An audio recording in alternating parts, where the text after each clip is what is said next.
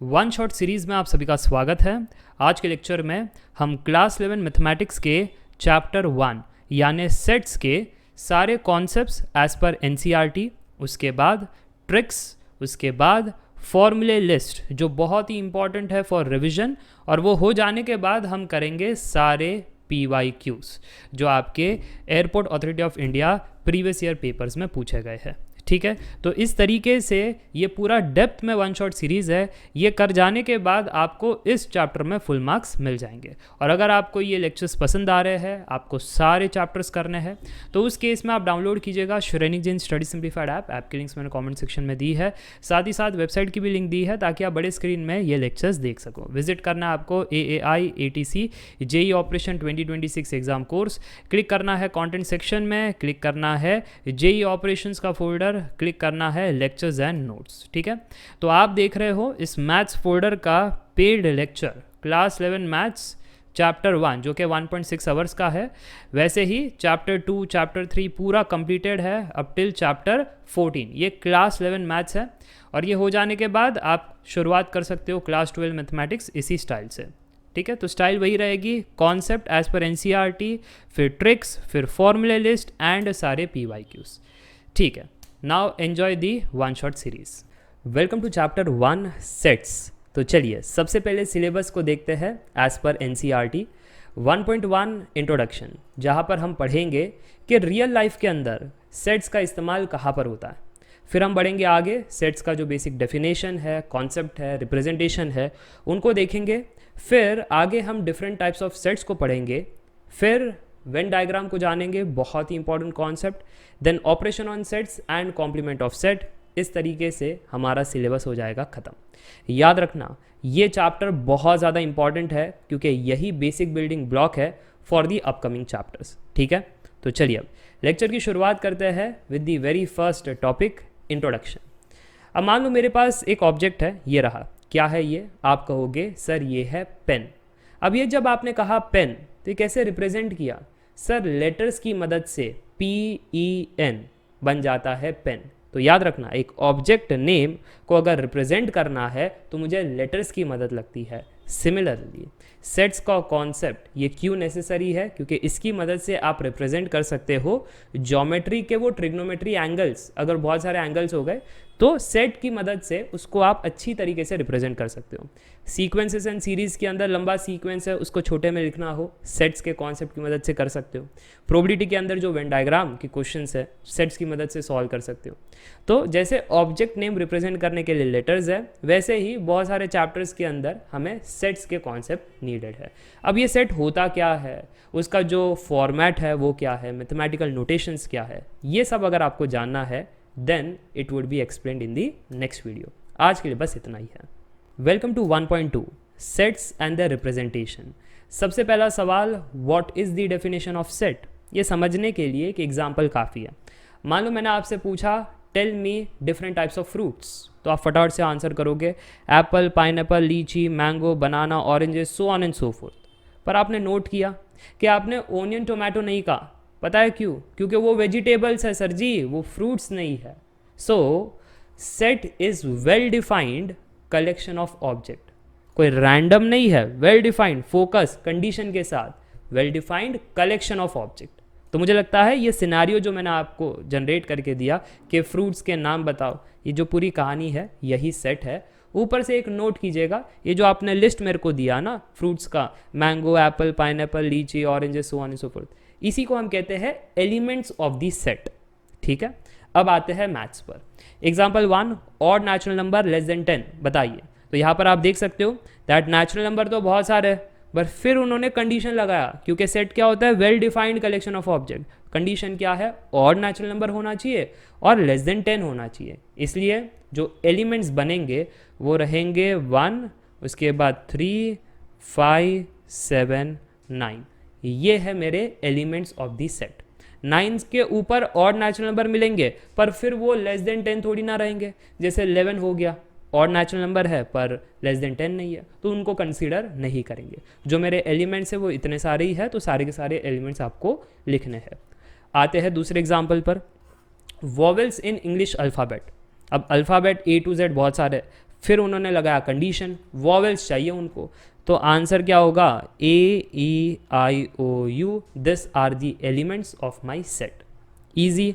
अगर यहाँ तक बात समझ में आ रही है तो एक नोटेशन लिस्ट है जो आपको ध्यान में रखनी है, क्योंकि फ्यूचर में जो भी चैप्टर आप ओपन करोगे, कॉम्पिटिटिव एग्जाम लिखोगे, वो नोटेशंस का इस्तेमाल करेंगे, अंग्रेजी नहीं लिखेंगे। ओके, तो यहाँ पर सबसे पहला नोटेशन है n, जो रिप्रेजेंट करता है set of all natural numbers. फिर है z, जो रिप्रेजेंट करता है सेट ऑफ ऑल इंटीजर्स। फिर है q, जो रिप्रेजेंट करता है set of all rational numbers. अब अगर मैं यहाँ पर ध्यान से देखना, z के ऊपर प्लस लगा दूँ तो वो हो जाएगा सेट ऑफ पॉजिटिव इंटीजर, ऊपर प्लस है इसलिए पॉजिटिव इंटीजर। देखो q क्या था, ऑल रैशनल नंबर, अगर q के ऊपर प्लस लगा दूँ तो क्या हो जाएगा, पॉजिटिव रैशनल नंबर। वैसे ही r रिप्रेजेंट करता है set of all real numbers, उसके ऊपर अगर प्लस लगा दे तो पॉजिटिव रियल नंबर्स। ईजी। तो ये जो है लिस्ट बड़ा इंपॉर्टेंट है जब भी आप क्वाड्रेटिक इक्वेशन सॉल्व करते हो या फिर आप ट्रिग्नोमेट्री के एंगल्स फाइंड करते हो, कई बार ये नोटेशंस का वहाँ पर इस्तेमाल किया जाता है। So very important to note. चलिए अब आगे बढ़ते हैं और मैथमेटिकल नोटेशंस के बारे में चर्चा करते हैं। सबसे पहला पॉइंट है notation of set, capital letter से डिनोट किया जाता है। ABCD कोई भी लेटर ले सकते हो, पर स्मॉल लेटर मत लेना, कैपिटल लेटर। फिर है एलिमेंट्स ऑफ दी सेट, ये जो है स्मॉल लेटर से रिप्रेजेंट किया जाता है, जैसे ABCD स्मॉल वाले, ठीक है, कोई भी लेटर ले सकते हो। अच्छा, यहाँ पर ये बड़ा इंपॉर्टेंट है, element belong to the set. जैसे हमारे एग्जाम्पल में mango belongs to the fruit, ऐसा था, but onion does not belong to the fruit. अब उसको मैथ्स में कैसे लिखे, अब मान लो कि मुझे बताना है that small element like small letter A belongs to the capital letter A set, है ना।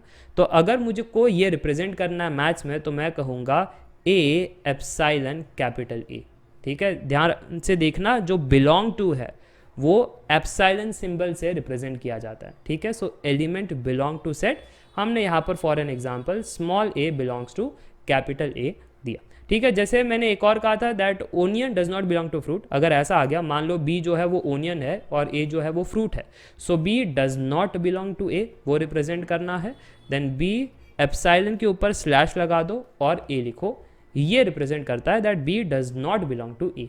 ईजी।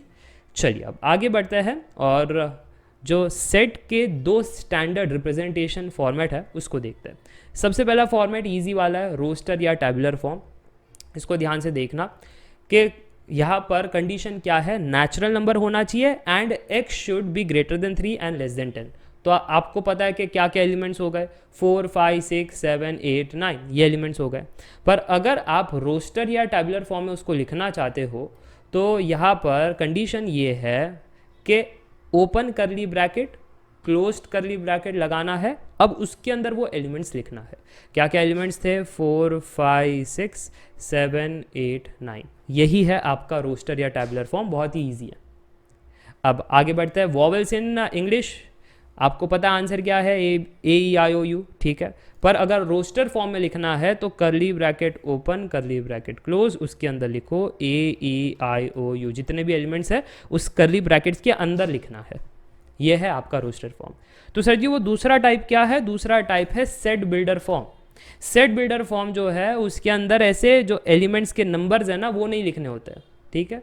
जो सेट बिल्डर फॉर्म है वो कहता है अगर आपको रिप्रेजेंट करना है natural numbers and x should be greater than 3 less than 10, तो आप इस प्रकार से लिखिए that capital A is the set, और यहाँ पर करली ब्रैकेट ओपन करली ब्रैकेट क्लोज्ड। एलिमेंट्स को अंदर नहीं लिखना, मैंने क्या कहा था, एलिमेंट्स को अंदर नहीं लिखना है, आपको अंग्रेजी लिखना है that x represents the element and x belongs to natural number and x should be greater than 3 and less than 10। ये है आपका सेट बिल्डर फॉर्म। तो देखा आपने, जो या इसमें था तो वो मैंने जो एलिमेंट्स के वैल्यूज़ है वो लिख दिया और बात खत्म। इसमें जो है मैंने नोटेशंस की मदद ली, करली ब्रैकेट के अंदर नोटेशन से रिप्रेजेंट किया, ठीक है। और ये जो डबल डॉट है इसको कहते हैं कोलन। अगर ये समझ में आया तो मुझको बताना कि इसको कैसे लिखोगे। तो मान लेते हैं सेट जो है हमारा B है जो रिप्रेजेंट करता है वॉवेल्स इन इंग्लिश, हम कहेंगे दैट Y कोलन Y। अब ऐसा कोई है नहीं कि Y belongs to some English ये और एंड वॉवेल्स, ऐसा कुछ तो है नहीं, तो सीधा अंग्रेजी में लिखना पड़ेगा that Y is vowel in English alphabet. ठीक है। अगर नोटेशन के लिए कोई चीज़ हमारे पास है नहीं तो सीधा अंग्रेजी में लिखो। इस प्रकार से जब आप लिखते हो तो उसको हम कहते हैं सेट बिल्डर फॉर्म। ईजी है। चलिए अब आगे बढ़ते हैं, एग्जाम्पल्स को देखते हैं। एग्जाम्पल 1 आपके सामने, the solution set of x square plus x minus two equal to 0 in roster form is what. ये बेसिक क्वाड्रेटिक इक्वेशन को सॉल्व करने की बात है। तो ये तो आपने पढ़ाई है, अगर आप श्रीधराचार्य टेक्निक से जाते हो वैसे जाओ, ठीक है, आपने जैसे पढ़ा वैसे जाओ। हम तो ट्रिक से जाते हैं जी। प्लस माइनस है तो फैक्टर्स के अंदर भी प्लस माइनस आएगा, सो x plus and x minus, ठीक है। फिर मल्टीप्लाई करने पर -2, ऐड करने पर +1, तो ऐसा तो यार +2 -1 ही है कि मल्टीप्लाई करूंगा इनको तो -2 आएगा, ऐड करूंगा तो +1 आएगा। इसलिए जब आप सोल्यूशन को देखते हो, इस ब्रैकेट को इक्वेट किया 0 से, देन x इज -2, इस ब्रैकेट को इक्वेट किया 0 से, x इज 1। ये मेरा सोल्यूशन हो गया। अब ये सोल्यूशन चाहते हैं कि रिप्रेजेंट करो किस फॉर्म में, रोस्टर फॉर्म में, जो इजी फॉर्म होता है। कैसा फॉर्म होता है कि हमारा जो सोल्यूशन है ना, मुझे सोल्यूशन सेट बनाना है ना, so my solution set is equal to curly brackets open close, उसके अंदर जो भी एलिमेंट्स है वो लिख दो। ऑर्डर मैटर नहीं करता है, 1 पहले लिखना है बाद में लिखना है, डजेंट मैटर, बट सारे एलिमेंट्स उसके अंदर आने चाहिए। क्लियर है। चलिए आगे बढ़ते हैं, अगले एग्जाम्पल को देखते हैं। Example 2, right set x:x is a positive integer and x square is less than 40 in roster form. अब दिया किस में गया है, सेट बिल्डर फॉर्म में, चाहते हैं किस में लिखना है, रोस्टर फॉर्म में। कोई दिक्कत वाली बात नहीं है, वो जो एलिमेंट्स के वैल्यूज है वो खोज लो तो आंसर अपने आप आ जाएगा। सो स्टेप नंबर 1 कि वो चाहते हैं कि x square should be less than 40 और x कैसा है, पॉजिटिव इंटीजर है। ओके, तो यानी हमारा जो एलिमेंट है वो हो सकता है 1, क्योंकि 1 स्क्वायर लेस देन 40 है, फिर 2 स्क्वायर भी लेस देन 40 है, 3 स्क्वायर भी लेस देन 40 है, 4 स्क्वायर भी लेस देन 40 है, 5 स्क्वायर 25 वो भी लेस देन 40 है, 6 स्क्वायर 36 वो भी लेस देन 40 है, बट 7 स्क्वायर 49 वो जो है ग्रेटर देन 40 हो जाएगा। तो रुक जाइए, ठीक है। वो चाहते थे कि रोस्टर फॉर्म में हम हमारा सेट बनाए, तो सेट क्या होगा, रोस्टर फॉर्म में करली ब्रैकेट्स ओपन क्लोज, और जितने भी एलिमेंट्स है कॉपी कर लो। अगर कोई स्टूडेंट्स ऐसे भी कॉपी कर लेते हैं कि 2 3 4 5 1 6 है ना, तो भी चल जाएगा, क्योंकि ऑर्डर मैटर नहीं करता है। इंपॉर्टेंट क्या है, सारे एलिमेंट्स मौजूद होने चाहिए, ठीक है। तो ये हमारा हो गया रोस्टर फॉर्म। चलिए आगे बढ़ते हैं, एग्जाम्पल 3 को देखते हैं। Right set A that is equal to this thing in set builder form. अब कुछ पैटर्न आपको मिल रहा है, पैटर्न मिलना चाहिए, नहीं तो फिर सेट बिल्डर में लिखेंगे कैसे। ऐसा लग रहा है कि ये है 1 स्क्वायर 2 स्क्वायर 3 स्क्वायर 4 स्क्वायर, अरे तो नेचुरल नंबर के स्क्वायर का फॉर्म है। सो जो मेरा आंसर होगा A is equal to curly brackets, but उसके अंदर अब अंग्रेजी लिखनी पड़ेगी थोड़ी सी कि x is equal to n square where n belongs to the natural number. ऐसे आप लिख सकते हो, ठीक है। ये हमारा हो गया सेट बिल्डर फॉर्म, ईजी। जहाँ पर x क्या है, बेसिकली x है कि एलिमेंट्स की वैल्यू क्या है, वो वैल्यू कैसे डिसाइड होगी, इस कंडीशन से। यहाँ पर n क्या है, n is the natural number. तो बेसिकली यही है, एलिमेंट्स की ही चर्चा कर रहे हैं, बट थोड़ा सा मैथमेटिकल नोटेशन वाइज, ठीक है। सीधा का सीधा नहीं लिख रहे हैं, नहीं तो ऐसा ही देखो इन्होंने तो सीधा का सीधा लिख दिया था, ठीक है। तो मुझे लगता है ये बात क्लियर हो रही है कि सेट बिल्डर जो है वो थोड़ा सा क्रिएटिव काम है, और रोस्टर जो है वो सीधा सीधा काम है। फाइनल एग्जाम्पल पर आते हैं, एग्जाम्पल 4। इसी के साथ ये टॉपिक हो जाएगा समाप्त। सो इस वाले सेट को आप सेट बिल्डर फॉर्म में लिखो। इन्होंने किस फॉर्म में दिया है, रोस्टर फॉर्म में, आपको लिखना है सेट बिल्डर फॉर्म में। तो अगेन कोई पैटर्न होगा जो आपको खोजना है, तो चलिए खोजते हैं। ए इज इक्वल टू, क्या फॉर्मेट आपको दिखाई दे रहा है सर, ऐसा लग रहा है ये जो x है ना, x इज इक्वल टू ये 1/2 2/3, ऐसा लग रहा है कि शुरुआत किया है n से और फिर बाद में है ना डिनोमिनेटर देखो +1 हो जाता है। हमेशा न्यूमरेटर के कंपेयर में डिनोमिनेटर जो है वो +1 हो जाता है। सो न्यूमरेटर +1, जहाँ पर n जो है वो किस में बिलोंग करता है, नेचुरल नंबर में बिलोंग करता है, ठीक है। और नेचुरल नंबर तो बहुत सारे हैं, ये तो इनफाइनाइट चलता रहेगा, बट इन्होंने स्पेसिफिक लगाया कि अप टिल 7 ही होना चाहिए ना। तो यहाँ पर मुझको लिखना पड़ेगा कि n का जो रेंज है वो है greater than equal to 1 and less than equal to 6। ये है मेरा सेट बिल्डर फॉर्म, अब समझ में आया, देखो कंडीशन मैच भी हो रहा है। x क्या है, एलिमेंट कैसा होना चाहिए, n/n+1, n क्या है नेचुरल नंबर, उसके अंदर भी वो क्या कह रहे हैं कि जो नेचुरल नंबर है वो 1 से 6 में होना चाहिए, और जो लेस देन इक्वल टू है यानी 1 को भी कंसिडर किया है, 6 को भी कंसिडर किया है, और उसके बीच के वैल्यूज़ को भी। तो जैसे ही 1 डालोगे तो 1/1+1, ठीक है, फिर 2 डालोगे तो 2/2+1, ऐसे करते जब 6 डालोगे तो वो आ जाएगा 6/6+1। तो इस प्रकार से आप सेट बिल्डर फॉर्म में लिख सकते हो। कॉम्पिटिटिव एग्जाम में कई बार इस फॉर्म में दिया जाता है ताकि क्वेश्चन टफ लगे, पर होता नहीं है टफ अगर आप इंटरप्रेट करना सीख गए, ठीक है। तो इंटरप्रेट करना बड़ा आसान है। सबसे पहले तो आपको वो नोटेशंस क्लियर होने चाहिए, कैपिटल N क्या रिप्रेजेंट करता है, कैपिटल Z, कैपिटल R, सब क्या रिप्रेजेंट करते हैं, ठीक है। फिर आपके जो बेसिक कॉन्सेप्ट है रोस्टर एंड सेट बिल्डर, ये दोनों क्लियर होने चाहिए, और मुझे लगता है इसमें कोई कठिनाई वाली बात नहीं थी। एक बेसिक आइडिया था कि सेट क्या होता है, एलिमेंट्स क्या होता है ना, एलिमेंट बिलोंग टू सेट कैसे रिप्रेजेंट करते हैं, अगर नहीं बिलोंग करता है तो उसको कैसे रिप्रेजेंट करते हैं, और एक बेसिक आइडिया, ठीक है। That's it for today, meet you in the next video now. Welcome to 1.3 the empty set. अब ये टॉपिक बहुत ही आसान है क्योंकि जैसा नाम है वैसे उसका काम है। चलो मैं आपको सिनेरियो से समझाता हूँ कि मेरे पास एक सेट है जिसका कंडीशन है डिफरेंट टाइप्स ऑफ फ्रूट्स, और दूसरी साइड मेरे पास एलिमेंट्स की लिस्ट है, नाम सुन लेना, गाजर, मूली, आलू, ओनियन, टोमेटो, ये सब।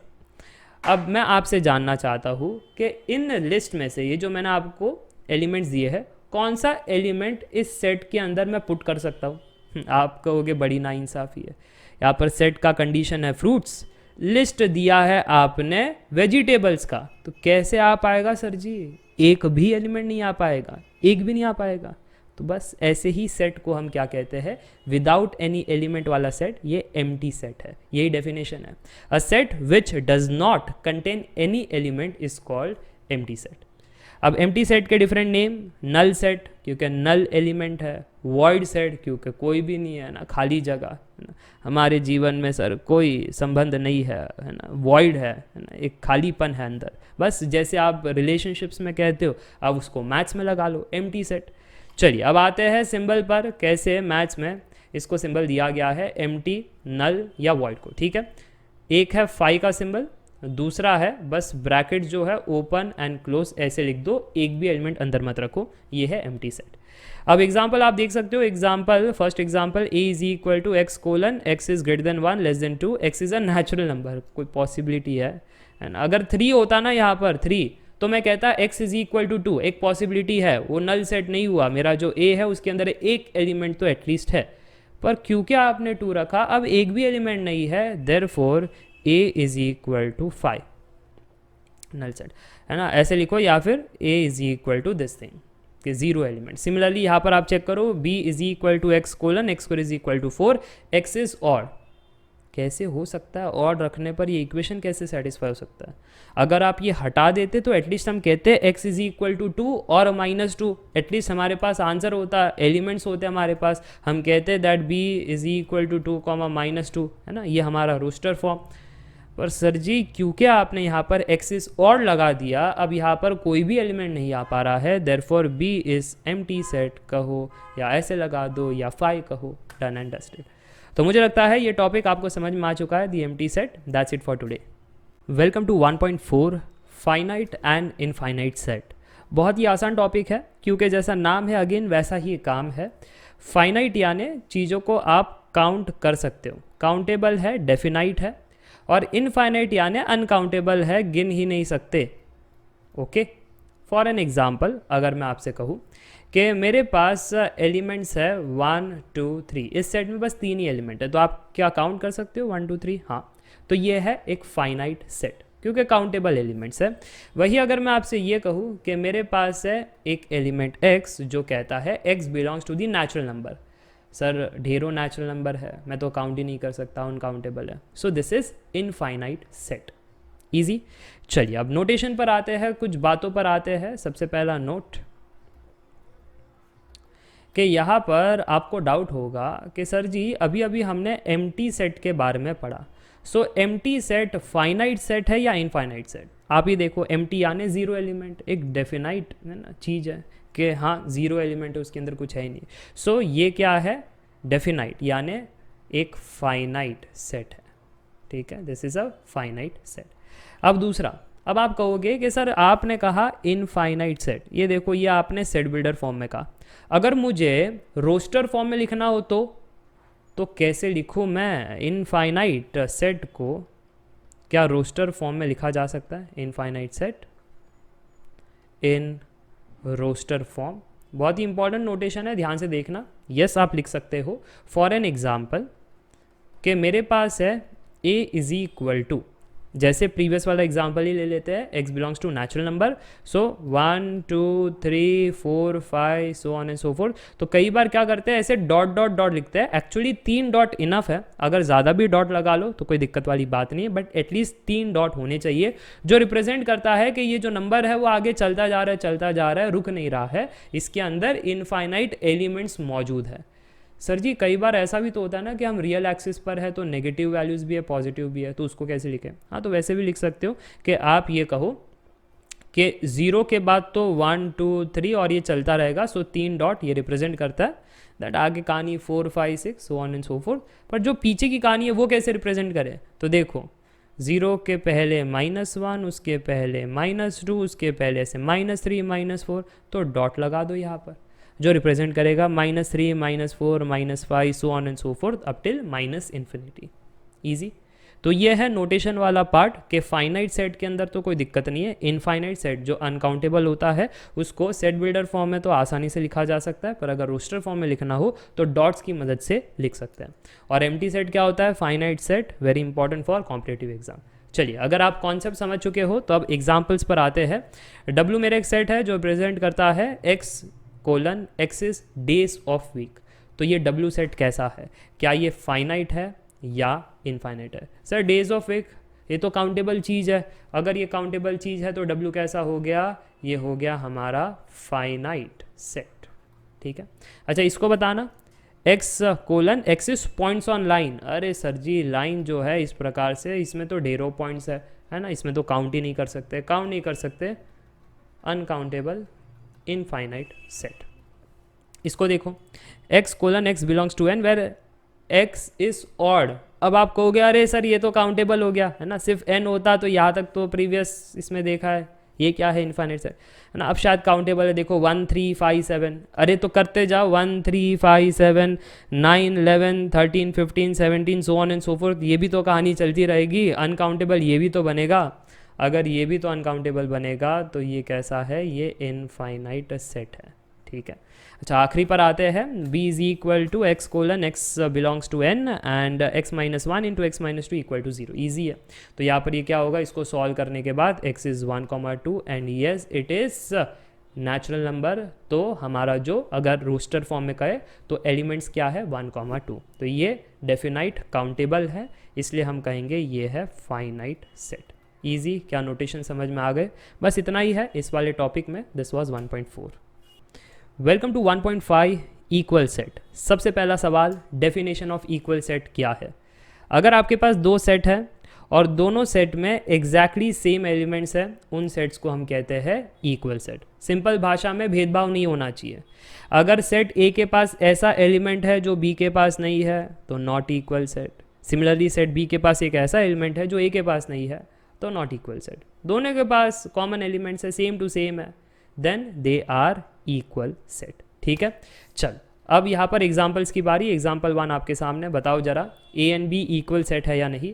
सर जी ए के पास है 1 2 3 4, बट बी के पास तो 4 3 2 1 है। कुछ स्टूडेंट्स कहेंगे सर देखो ऊपर तो 1 2 3 4, नीचे 4 3 2 1, ऑर्डर अलग है।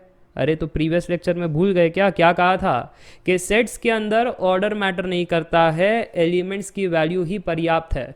तो इसके पास क्या वैल्यू है? 1 2 3 4, इसके पास भी तो 1 2 3 4 वैल्यूज ही है, दोनों के पास सेम वैल्यूज है। ए के पास जो है वो बी के पास भी मिलेगा, बी के पास जो है वो ए के पास भी मिलेगा, hence they are equal sets. अब मैथमेटिकली इक्वल सेट्स को ऐसे भी लिखा जाता है ए इक्वल टू बी, बस। अच्छा यहाँ पर चेक करो, ए क्या है? 1 2 3, बी क्या है? 1 2 2 3 3 3। सर जी अब देखो बी के पास ज़्यादा एलिमेंट्स है, ए के पास कम है, तो ये तो हो गया ना अनइक्वल सेट। हाँ, यहाँ पर A is not equal to B एक ट्रैप है। बहुत सारे स्टूडेंट्स कहते हैं अनइक्वल सेट सेम है, देखो मैंने क्या कहा था, सिंपल भाषा में भेदभाव नहीं होना चाहिए, जो बी के पास एलिमेंट है ए में भी होना चाहिए, जो ए के पास एलिमेंट है वो बी में भी होना चाहिए। हो रहा है ना, 1 इसके पास भी है, इसके पास भी है, 2 इसके पास भी है, नीचे भी है, 3 इसके पास भी है, नीचे भी है। अरे तो सेम ही तो है ना। और एक और नोट लिख लेना कि रिपीटिशन यहाँ पर सेट्स में मैटर नहीं करता है। यहाँ पर हम क्या कहेंगे कि बी के पास जो एलिमेंट्स की वैल्यू है वो है 1 2 3, यही वैल्यूज़ है ना। दो बार रिपीट हुआ माना, बट वैल्यू तो एलिमेंट की 2 है ना। 3 जो है वो 3 बार रिपीट हुआ माना, but value of that element is 3 only. Hence अब अगर आप चेक करो तो value of the element is same only, जो ए के पास है वो बी पर भी मिलेगा, जो बी के पास है वो ए पर भी मिलेगा। हेंस वी विल से कि ये है इक्वल सेट। चलिए आगे बढ़ते हैं, थर्ड एग्जाम्पल को देखते हैं। A is equal to 1 2, B is equal to 1 2 3। Sir B के पास जो स्पेशल है वो ए के पास नहीं है, तो यहाँ पर क्या कहेंगे कि ये तो नाइंसाफ़ी भेदभाव हो गया, बी को ज़्यादा दे दिया, कुछ नया दे दिया, ए के पास नहीं है वो, ठीक है। तो यहाँ पर A is not equal to B, so not equal set, unequal set आप कह सकते हो, ठीक है। सो यहाँ पर मैं लिख देता हूँ not equal set. Not equal set का रिप्रेजेंटेशन क्या है, इक्वल टू पर एक स्लैश लगा दो। अच्छा यहाँ पर फोकस करो, ए क्या है एम्प्टी सेट, बी क्या है 0। तो कुछ स्टूडेंट्स को लगता है हाँ देखो बी के पास भी 0 एलिमेंट है, ए के पास भी 0 है, तो सेम हो गया ना। नल और 0 में फ़र्क है, 0 is the value of the element, इधर there is no element. Value of the element और नो एलिमेंट में फ़र्क है, हेंस ये कैसे है, ये भी है एक not equal set, is not equal to B. चलिए कुछ एग्जाम्पल देखते हैं। a is equal to 0, b is equal to x colon x minus 5 equal to 0। तो क्या a b के बराबर हो सकता है, नहीं। इसके पास 0, इसके पास 5 है, जो a के पास है वो b के पास नहीं है, hence a is not equal to b। तो क्या आप देख पा रहे हो कुछ कंक्लूजन्स है ना, a is not equal to b। अच्छा क्या अब a इक्वल टू c हो सकता है, नहीं ना, है ना। So a is not equal to c, क्योंकि यहाँ पर क्या है x की वैल्यू 5 माइनस 5 ये सेटिस्फाई करेगी, ठीक है। तो देखो ना इसके पास भी तो 0 नहीं है, तो a जो है वो किसके भी बराबर नहीं है, ना b के, ना c के, ना d के, ठीक है। वैसे ही आपको चेक करना है अब b की बारी, ठीक है। तो b a के बराबर तो नहीं है, बट नीचे चेक करो c d के साथ। सर जी इसके पास है ना एक्चुअली ये एलिमेंट्स है, अगर मैं रोस्टर फॉर्म में लिखूँ तो, है ना, सिर्फ 5 है इसके पास। नीचे वाले के पास 5 और -5 दोनों है, क्योंकि दोनों का स्क्वायर जो है वो 25 है। और उसके नीचे वाले के पास क्या है, डी के पास एक्स स्क्वायर इज 25 यानी 5 एंड -5, बट फिर वो कहते हैं x natural number, natural number यानी नेगेटिव पास तो आएगा नहीं, तो बचा क्या, सिर्फ 5 बचा, यही है। अब अगर आप ध्यान से देखो तो ये इसके बराबर इक्वल सेट नहीं बना रहा है, पर ये इसके बराबर इक्वल सेट बना रहा है। तो क्या हम कह सकते हैं अब that b is not equal to c but b is definitely equal to d, है ना। और अगर सी डी के बारे में बात करें तो C is definitely not equal to D. तो मुझे लगता है ये वाला एग्जाम्पल भी आपको समझ में आ गया कि इक्वल कौन है, नॉट इक्वल कौन है। इक्वल का बहुत ही सिंपल सा डेफिनेशन, अगेन याद रखना, भेदभाव नहीं होना चाहिए एंड रिपीटिशन मैटर नहीं करता है। बड़ा ट्रिकी एग्जाम्पल था, तो इसको ध्यान से देखना, कॉम्पिटिटिव एग्जाम में फंसाने के लिए ये काफ़ी बढ़िया सवाल है। So that's it for today. Welcome to 1.6 subset. अब सबसे पहला सवाल, ये सबसेट होता क्या है। देखो जैसा नाम है वैसे ही उसका काम है, सब सेट, एक सेट का छोटा हिस्सा, उसी को हम कहते हैं सबसेट। अब आपका दूसरा सवाल होगा, पर सर जी एक सेट सबसेट है या नहीं, ये हम पहचाने कैसे, कुछ तो अप्रोच होना चाहिए। तो अब लॉजिक पर फोकस करना।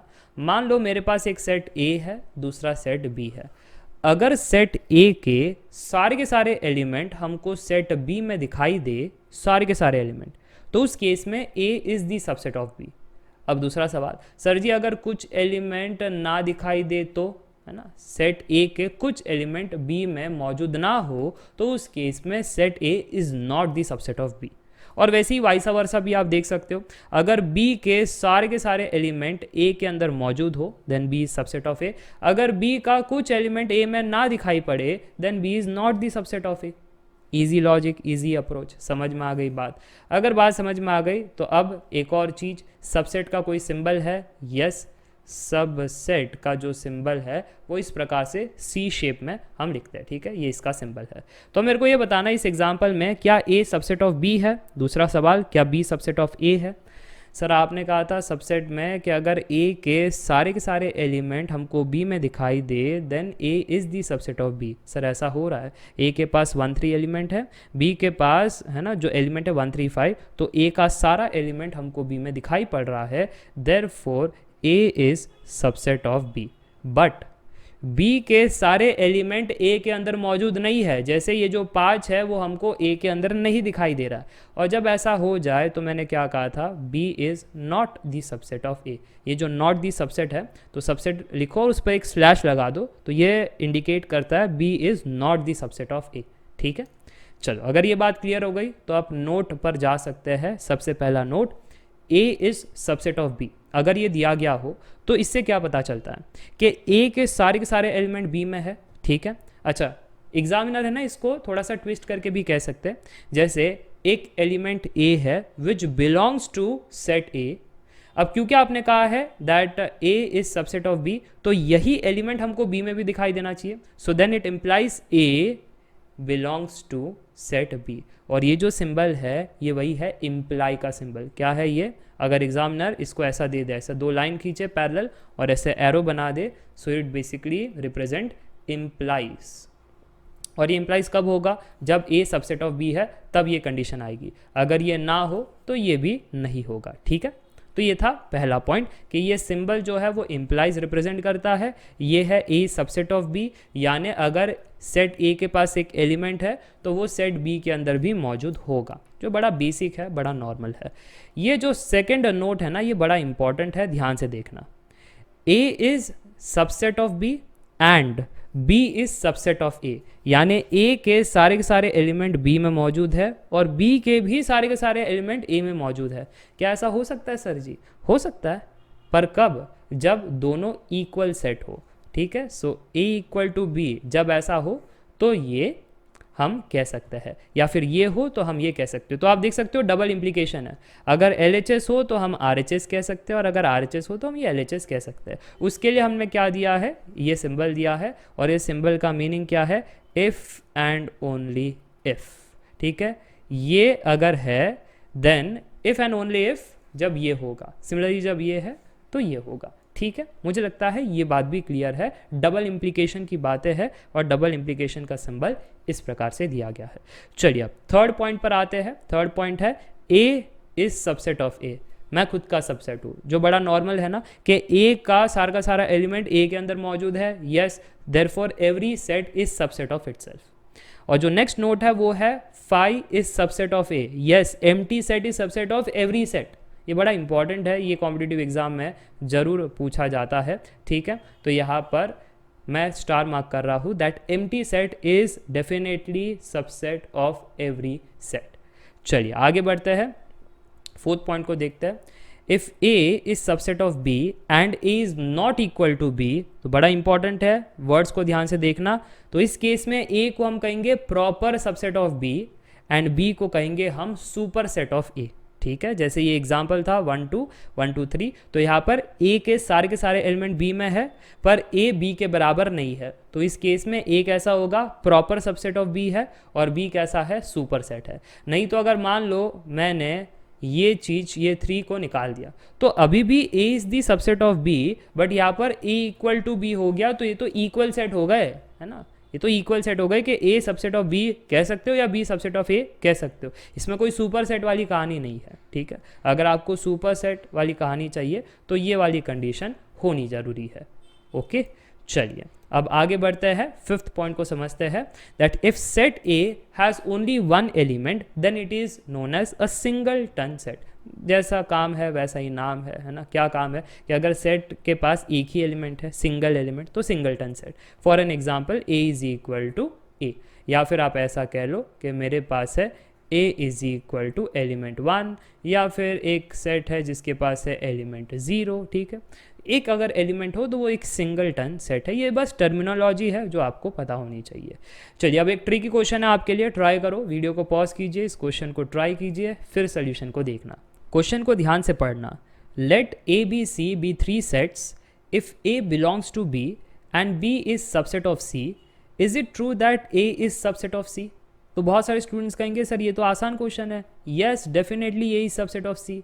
That is incorrect. वही मैं आपसे कह रहा था कि ये एक ट्रिकी क्वेश्चन है और आप गड़बड़ ना कर बैठो। और आप क्यों गड़बड़ कर रहे हो पता है? क्योंकि आपने गौर से इस कॉन्सेप्ट को नहीं देखा, एलिमेंट वर्सेस सेट। कब एलिमेंट यूज़ होता है, कब सेट यूज़ होता है? सिंबल्स के अंदर 3 सिंबल तो आपको पता है, belongs to, subset, equal to. पर इसके अंदर कब एलिमेंट कब सेट का इस्तेमाल होता है, इस पर शायद आपने गौर नहीं किया। तो अब देख लेना, जब मैं कहता हूँ x बिलोंग्स टू y, तो इसमें x एंड y दोनों एलिमेंट है या दोनों सेट है या एक एलिमेंट एक सेट है? देखो यहाँ पर x जो है वो कंपलसरी एलिमेंट होता है, y जो है वो कंपलसरी सेट होता है। फॉर एन एग्जाम्पल, एक सेट S है जिसके पास 1 2 3 एलिमेंट है, तो हम क्या कहते हैं? Element 1 belongs to set S। अच्छा, ऐसा नहीं कहते दैट S बिलोंग्स टू 1 या सेट बिलोंग्स टू एलिमेंट, ऐसा नहीं कहते। एलिमेंट बिलोंग टू सेट, ऐसा ही कहते हैं। सेट बिलोंग टू सेट नहीं कहते, एलिमेंट बिलोंग टू एलिमेंट नहीं कहते, सिर्फ और सिर्फ क्या कहते हैं? Element belongs to set. Note किया आपने? अच्छा, दूसरा यहाँ पर नोट करना, ये क्या है? सबसेट का symbol. So A is the subset of B. इसके अंदर भी 2 सेट है, कोई एलिमेंट नहीं है। हम ऐसा नहीं कहते that element 1 is the subset of set B, ऐसा नहीं कहते हम। ना ही हम कहते हैं B is subset of element 1, नहीं कहते हम। ठीक है, हम क्या कहते हैं? That set A is the subset of set B, यानी दोनों ही सेट है, कोई एलिमेंट नहीं है। और यहाँ पर भी दोनों ही सेट है, 2 सेट हम इक्वल कहते हैं। Set A is equal to set B, इसमें कोई एलिमेंट नहीं है। तो आपने नोट किया, इन दोनों में क्या है? सेट है। इसमें क्या है? लेफ्ट हैंड साइड एलिमेंट है, राइट हैंड साइड सेट है। ओके, अब अगर ये कंसेप्ट क्लियर हो गया, अब ट्राई करो ये सवाल को, अपने आप बन जाएगा। चलिए सोल्यूशन को देखते हैं अब। Let A B C B 3 set if A belongs to B. देखो कॉन्ट्राडिक्ट किया इन्होंने, पहले तो कहा कि ये 3 सेट है, फिर इन्होंने लिखा ये ए बिलोंग्स टू बी। जब इन्होंने लिखा that A belongs to B, इसका क्या मतलब हुआ? कि ए हमारा एलिमेंट है, बी हमारा सेट है। अगर ए हमारा एलिमेंट है तो फिर एलिमेंट इज सबसेट ऑफ सी हो सकता है क्या? सर, 2 सेट के बीच में सबसेट का कंपैरिजन किया जाता है, एलिमेंट वर्सेस सेट में कभी सबसेट आता नहीं है। So element is never subset of any set. Done, dusted. समझ में आया? तो यहाँ पर हम क्या कहेंगे? क्वेश्चन के हिसाब से वो पूछ रहे थे ए इज सबसेट ऑफ सी, तो हम क्या कहेंगे? क्या एलिमेंट कभी सबसेट होता है एक सेट का? नहीं होता है। Therefore A is not the subset of C. Done. हाँ, अगर ये कहते ना हमारे पास एक सेट ए है, क्या वो सबसेट है सी का, तो शायद ये क्वेश्चन सही था। और क्यों था वो भी मैं आपको बता दूं। ठीक है, वो भी मैं आपको बता दूं। चलिए आगे बढ़ते हैं और देखते हैं, क्या अगर वो ऐसा लिखते दैट इस प्रकार से, तो क्या हो जाता? अब ये सेट ए है which is the subset of another set. अब ये इस प्रकार से, तो क्वेश्चन को मॉडिफाई किया, इसका भी सोल्यूशन देख लेते हैं। तो यहाँ पर एक एग्जांपल ले लेते हैं कि सेट ए के पास एलिमेंट 1 है, सेट बी के पास एलिमेंट 1 2 है और सेट सी के पास एलिमेंट 1 2 3 है। ठीक है, इनकी कंडीशन के हिसाब से क्या हमारी चीज़ें एग्जाम्पल में जो मैंने लिया वो सही है? कि उन्होंने कहा था ए बिलोंग्स टू बी, यानी element 1 belongs to set B. हाँ, ये सही है क्योंकि जो एलिमेंट 1 है वो बी के अंदर हमको दिखाई पड़ रहा है। ठीक है, फिर दूसरा क्या है? B is subset of C, तो ये भी ठीक है ना, क्योंकि बी के सारे एलिमेंट हमको सी के अंदर दिखाई पड़ रहे हैं। सो यस, ये भी ठीक है, बी सबसेट ऑफ सी। अच्छा, अब वो पूछ रहे हैं ये चीज़, क्या ये जो सेट ए है that is the subset of C, ये पूछ रहे हैं। तो हम क्या कहेंगे? यस, अब ये मैं आपको बता देता हूँ। देखो, ये इससे कंपेयर किया, यानी ये is the subset of C. ठीक है, यानी ये जो एलिमेंट है वो सी के अंदर मौजूद है। ये सेट जो बेसिकली सिंगलटन सेट है ना, सिंगलटन सेट, क्या ये सी के अंदर मौजूद है? हाँ, सी के अंदर मौजूद है, सी के अंदर मौजूद है, ये सही है। Therefore this set A is the subset of C, ये सही है ना। पर प्रीवियस इसमें क्या था? ए बिलोंग्स टू बी, यानी एलिमेंट बिलोंग्स टू सेट, यानी एलिमेंट से अगर आप सेट को सबसेट से कंपेयर करो तो वो मौजूद नहीं होगा। तो यहाँ पर हमने कहा that element can not be compared with set, और ये आंसर का। इधर क्या किया इन्होंने, सेट बना दिया, set is subset of another set. तो हमने फिर चेक करके कहा कि यस ये जो सिंगलटन सेट है that is the subset of C. ठीक है, तो मुझे लगता है क्लैरिटी आपको मिल चुका है। चलिए अब आगे बढ़ते हैं, नेक्स्ट कॉन्सेप्ट को देखते हैं, subsets of set of real numbers. N natural number है, जेड हमारा यहाँ पर इंटीजर है, क्यू जो है कंडीशन दिया गया है that X colon X is equal to P by Q, जहाँ पर P comma Q belongs to Z and Q is not equal to zero. यानी फ्रैक्शंस भी है हमारे पास, ऐसे वाले नंबर्स भी आएंगे क्योंकि आप कैलकुलेशन करके देख सकते हो ना दैट पी और क्यू दोनों 1 है तो 1 बाई 1 1 आ गया है ना, पी हमारा 0 है, क्यू हमारा 1 है, सो 0 आ गया। ठीक है, ऐसे नंबर्स भी आएंगे ऊपर वाले, प्लस एडिशनल नंबर भी आएंगे इसमें। एडिशनल नंबर क्या होगा कि पी हमारा 2 है, क्यू हमारा 3 है, ये देखो इसमें मौजूद नहीं है 2 बाई 3। ठीक है, तो ये सारे एडिशनल फ्रैक्शन नंबर्स भी आएंगे। अब अगर मैं आपसे पूछूं कि एन जेड क्यू में कौन किसका सबसेट है, तो एन के सारे एलिमेंट हमको जेड में दिखाई दे रहे हैं, therefore N is subset of Z. Similarly इसके पास क्या होंगे, क्यू के पास z के तो एलिमेंट्स होंगे ही और फ्रैक्शंस भी होंगे, है ना, एडिशनल एलिमेंट्स भी होंगे। तो z के सारे एलिमेंट हमको इसमें दिखाई दे रहे हैं। ठीक है, तो हम क्या कहेंगे, z is subset of this set, so z is subset of q। तो ये हमारा आंसर होगा, n is subset of z, z is subset of q। Easy. चलिए अब आगे बढ़ते हैं और नेक्स्ट कॉन्सेप्ट को पढ़ते हैं। नेक्स्ट कॉन्सेप्ट है intervals as subset of R. देखो इंटरवल्स दो प्रकार के होते हैं, एक है क्लोज्ड इंटरवल, दूसरा है ओपन इंटरवल। क्लोज्ड तो हम क्लोज्ड ब्रैकेट्स का इस्तेमाल करेंगे, ओपन तो हम ओपन ब्रैकेट्स का इस्तेमाल करेंगे। अब इसका मतलब क्या होता है ध्यान से देखना, कई बार यूज़ होता है, आ गया ये बेसिक बिल्डिंग ब्लॉक है। ये चैप्टर क्या है, आपको फंडामेंटल से रूबरू करवाना, ताकि जब आप इक्वेशन सॉल्व करो, पॉलिनोमियल्स, तो ये सब जब आ जाए मैक्सिमम मिनिमा के अंदर, तो आपको पता रहे कि क्लोज्ड इंटरवल और ओपन इंटरवल कहना क्या चाहता है। तो देखो यहाँ पर क्लोज्ड इंटरवल ये कहना चाहता है दैट एक्स की सारी वैल्यूज़ जो इस रेंज में आती हो, किस रेंज में, that x is greater than equal to a and less than equal to b। Closed interval का मतलब ये होता है ये जो एक्सट्रीम वैल्यूज़ है ये कंसीडर करनी है और इनकी बीच की वैल्यूज़ भी कंसीडर करनी है। ठीक है, so x is greater than equal to a less than equal to b। तो हमने एक्सट्रीम वैल्यूज भी कंसीडर की और इनकी बीच की वैल्यूज भी हमने कंसीडर की। पर ओपन इंटरवल में क्या होता है, एक्सट्रीम वैल्यूज को हम कंसीडर नहीं करते, बस बीच की वैल्यू को कंसीडर करते हैं। तो ये जब ओपन इंटरवल a, b कहा गया है तो हम क्या कहेंगे, x is greater then a less then b। a और b को छोड़ दो पर इनके बीच के वैल्यूज़ को कंसीडर करो, ये है ओपन इंटरवल। चलो इसको ग्राफिकली भी देख लेते हैं और इसके थोड़े से वेरिएशंस भी देख लेते हैं। ठीक है, जैसे आपसे कोई कह दे कि प्लॉट कीजिए या इसका मीनिंग बताइए क्लोज्ड इंटरवल a, b, तो आप क्या कहोगे कि हमने a और b को कंसीडर किया और उसके बीच के वैल्यूज़ को भी कंसीडर किया। ठीक है, अगर कोई आपसे ये कह दे ओपन इंटरवल a, b, तो आप क्या कहोगे कि हमने a को कंसिडर नहीं किया, b को कंसिडर नहीं किया, बट उसके जो बीच के वैल्यूज़ है उसको कंसिडर किया।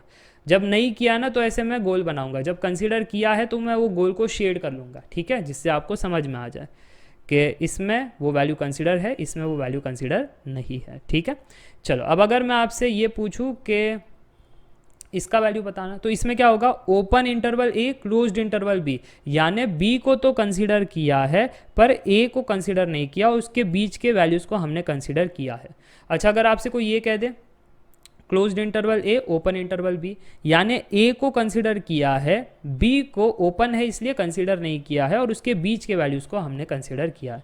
इन सभी में अगर आप देखो कि लेंथ क्या होगा, तो higher value minus lower value b minus a, ये लेंथ होगा। तो इन सभी में लेंथ ऑफ इंटरवल क्या होगा, लेंथ ऑफ इंटरवल ये होगा b माइनस a। ईजी था। तो closed interval, open interval, close यानी एक्सट्रीम वैल्यूज़ को कंसिडर और बीच के, ओपन यानी एक्सट्रीम वैल्यूज़ को छोड़ दो पर बीच के कंसिडर करो। ये आपने ग्राफिकली भी देख लिया।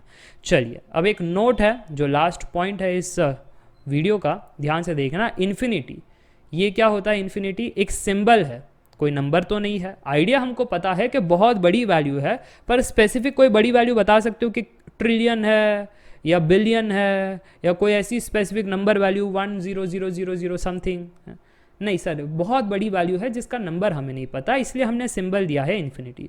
So it is not a fix point, so it should be always in the open interval. यानी जब भी इन्फिनिटी आपको दिखाई दे किसी इंटरवल में, हम क्लोज ब्रैकेट का इस्तेमाल नहीं करेंगे. आप देख सकते हो open interval minus infinity to infinity, closed interval zero, क्योंकि जीरो फिक्स पॉइंट है तो आप चाहो तो उसको क्लोज में डाल सकते हो, चाहो तो ओपन में डाल सकते हो, पर इन्फिनिटी हमेशा कैसा रहेगा, ओपन इंटरवल में रहेगा, क्लोज में हो नहीं सकता. तो कौन से नोटेशंस आपको कभी नहीं दिखाई देंगे, ये वाले नोटेशंस नहीं दिखाई देंगे, या फिर closed interval minus infinity comma P, ये भी आपको नहीं दिखाई देगा, या फिर आप कहो दैट ये ज़ीरो या पी कॉमा इन्फिनिटी क्लोज्ड है ना.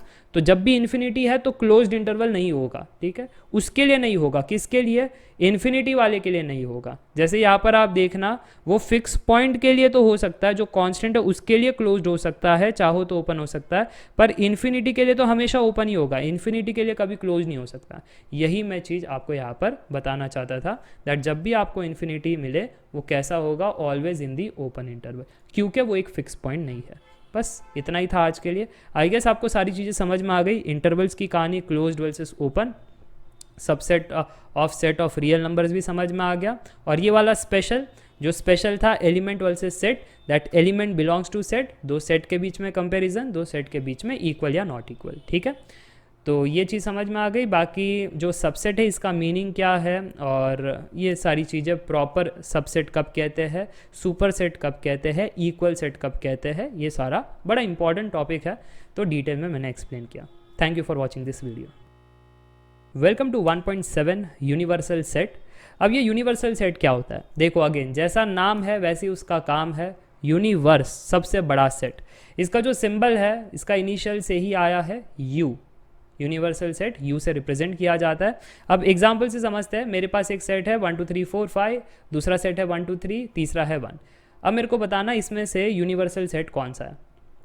सर सबसे बड़ा सेट यही है ना, क्योंकि 1 2 3 ये सारे के सारे एलिमेंट्स इसमें मौजूद है, 1 ये भी सारे के सारे एलिमेंट इसमें मौजूद है. देयरफॉर हम क्या कहेंगे, इस सेट को यूनिवर्सल सेट, और बाकी सेट को कोई नॉर्मल सेट ए बी. ठीक है, कोई भी लेटर दे सकते हो, A B C D up till Z, बस यू जो लेटर है वो स्पेशल है यूनिवर्सल सेट के लिए, इस चीज़ का ध्यान रखना. ओके, तो ये था यूनिवर्सल सेट, बहुत ही छोटा सा है ना ये कॉन्सेप्ट है, उस पर एक टॉपिक था. That's it for today. Welcome to 1.8 Venn diagram. सबसे पहला सवाल, वेन डायग्राम के अंदर हम करते क्या है. जो भी सेट्स आपने पढ़े हैं ना उसको हम डायग्राम के फॉर्म में लिखते हैं. अब दूसरा सवाल, वो डायग्राम के अंदर कौन से शेप्स हम बनाते हैं. दो ही शेप है, एक है रेक्टेंगल, दूसरा है सर्कल. रेक्टेंगल रिप्रेजेंट करता है यूनिवर्सल सेट, सर्कल रिप्रेजेंट करता है सबसेट. अब आपका जायज़ सा सवाल होगा, तो जो सेट है ना, सबसेट तो समझ में आता है, पर एक उसका सेट भी होता है बॉस, उसको हम कौन से शेप से रिप्रेजेंट करते हैं. अरे खुद से पूछो, भगवान के ऊपर कोई है नहीं, भगवान के लिए सारे इंसान कैसे है, सब बराबर. हम कहते हैं कोई IITian है, कोई NIT है, कोई डॉक्टर है, कोई इंजीनियर है, हम भेदभाव करते हैं है ना, कोई सबसेट है, कोई सुपर सेट है, पर भगवान के लिए तो सब बराबर है, सब इंसान है. इसलिए यूनिवर्सल सेट ये भगवान है, और बाकी सारे के सारे सेट जितने भी है वो यूनिवर्सल सेट के सबसेट होंगे, कोई भी सेट नहीं होगा. ठीक है, सारे के सारे यूनिवर्सल सेट के सबसेट होंगे. इतना बात समझ में आ गया. इसलिए दो ही सेट होते हैं, एक है यूनिवर्सल सेट, दूसरा है सबसेट, इसलिए रेक्टेंगल एंड सर्कल. चलिए अब एग्जाम्पल से वेन डायग्राम हम क्रिएट करते हैं. ये हमारा यूनिवर्सल सेट 1 2 3 4 5 6 7 8 9 10, फिर हमारा सेट ए जिसके अंदर 2 4 6 8 10, फिर है सेट बी जिसके अंदर 4 6. तो वेन डायग्राम ने क्या कहा था, रेक्टेंगल रिप्रेजेंट करता है यूनिवर्सल सेट, तो ये हमारा हो जाएगा यू. ठीक है, फिर हमारे पास है दो सेट, एक है ए, दूसरा है बी, और मैंने इसलिए बनाया है बी को छोटा ए को बड़ा, क्योंकि बी के सारे एलिमेंट ए में मौजूद है, पर ए के सारे एलिमेंट बी में नहीं है. तो अगर इनको ध्यान में रखते हुए बात करें तो B is a subset of A. सही बात है, बी सबसेट ऑफ ए, इसलिए बी जो है वो ए के अंडर आपको दिखाई दे रहा है. है ना। और सारे के सारे किसके अंडर है, भगवान के अंडर ही है ना, यूनिवर्सल सेट के अंडर ही है सारे के सारे। तो यहाँ तक क्लियर हो गया। बस अभी बाकी एलिमेंट्स को यहाँ पर हाईलाइट करो। जो 4 6 है वो दोनों में कॉमन था, तो ये देखो ये 4 6 है ना, ये बी के अंडर भी है, ये ए के अंडर भी है। फिर ए के पास और भी एलिमेंट है 4 6 को छोड़ करके, 2 8 10 भी है, तो यहाँ पर 2 8 10 बना दिया। अच्छा, और क्या है, ये यूनिवर्सल सेट के पास तो 1 से लेकर के 10 है ना। अब तक आपने 2 4 6 8 10 यानी E1 को ही फिल किया, तो अब ऑड को लिखो यहाँ पर 1 3 5 7 9, ठीक है, ये ऑड आ गया। तो इस प्रकार से यूनिवर्सल सेट जो है आप देख सकते हो 1 2 3 4 5 6 7 8 9 10 पूरा आपने भरा है। ए के पास E1 नंबर थे 2 4 6 8 10 और बी के पास क्या था 4 6। तो आप देख सकते हो वेन डायग्राम के फॉर्म से क्लैरिटी आ रहा है ना कि यूनिवर्सल सेट सबसे बड़ा। और डायग्राम को देख करके ही आप समझ गए। अगर मैं ऐसा कर दूँ सी और डी, तो आपको पता चल रहा है ना सी इज सबसेट ऑफ डी, ठीक है, पता चल रहा है सी इज सबसेट ऑफ डी। तो ऐसा है। तो ये था वेन डायग्राम, एक बेसिक आइडिया। अब जो नेक्स्ट है वो ऑपरेशंस ऑन सेट हम देखेंगे 1.9 में। आज के लिए बस इतना ही है। Welcome to 1.9 operation on sets. In total 3 operation है, एक एक करके सारे पढ़ेंगे हम। पहला ऑपरेशन है यूनियन ऑफ सेट। अब ये क्या करता है सर जी, जैसा नाम है वैसी उसका काम है। यूनियन सबको साथ में लेकर चलता है, सबको दोस्त बनाता है, किसी को छोड़ता नहीं है, ग्रुप से बॉयकॉट नहीं करता है, सबको साथ में।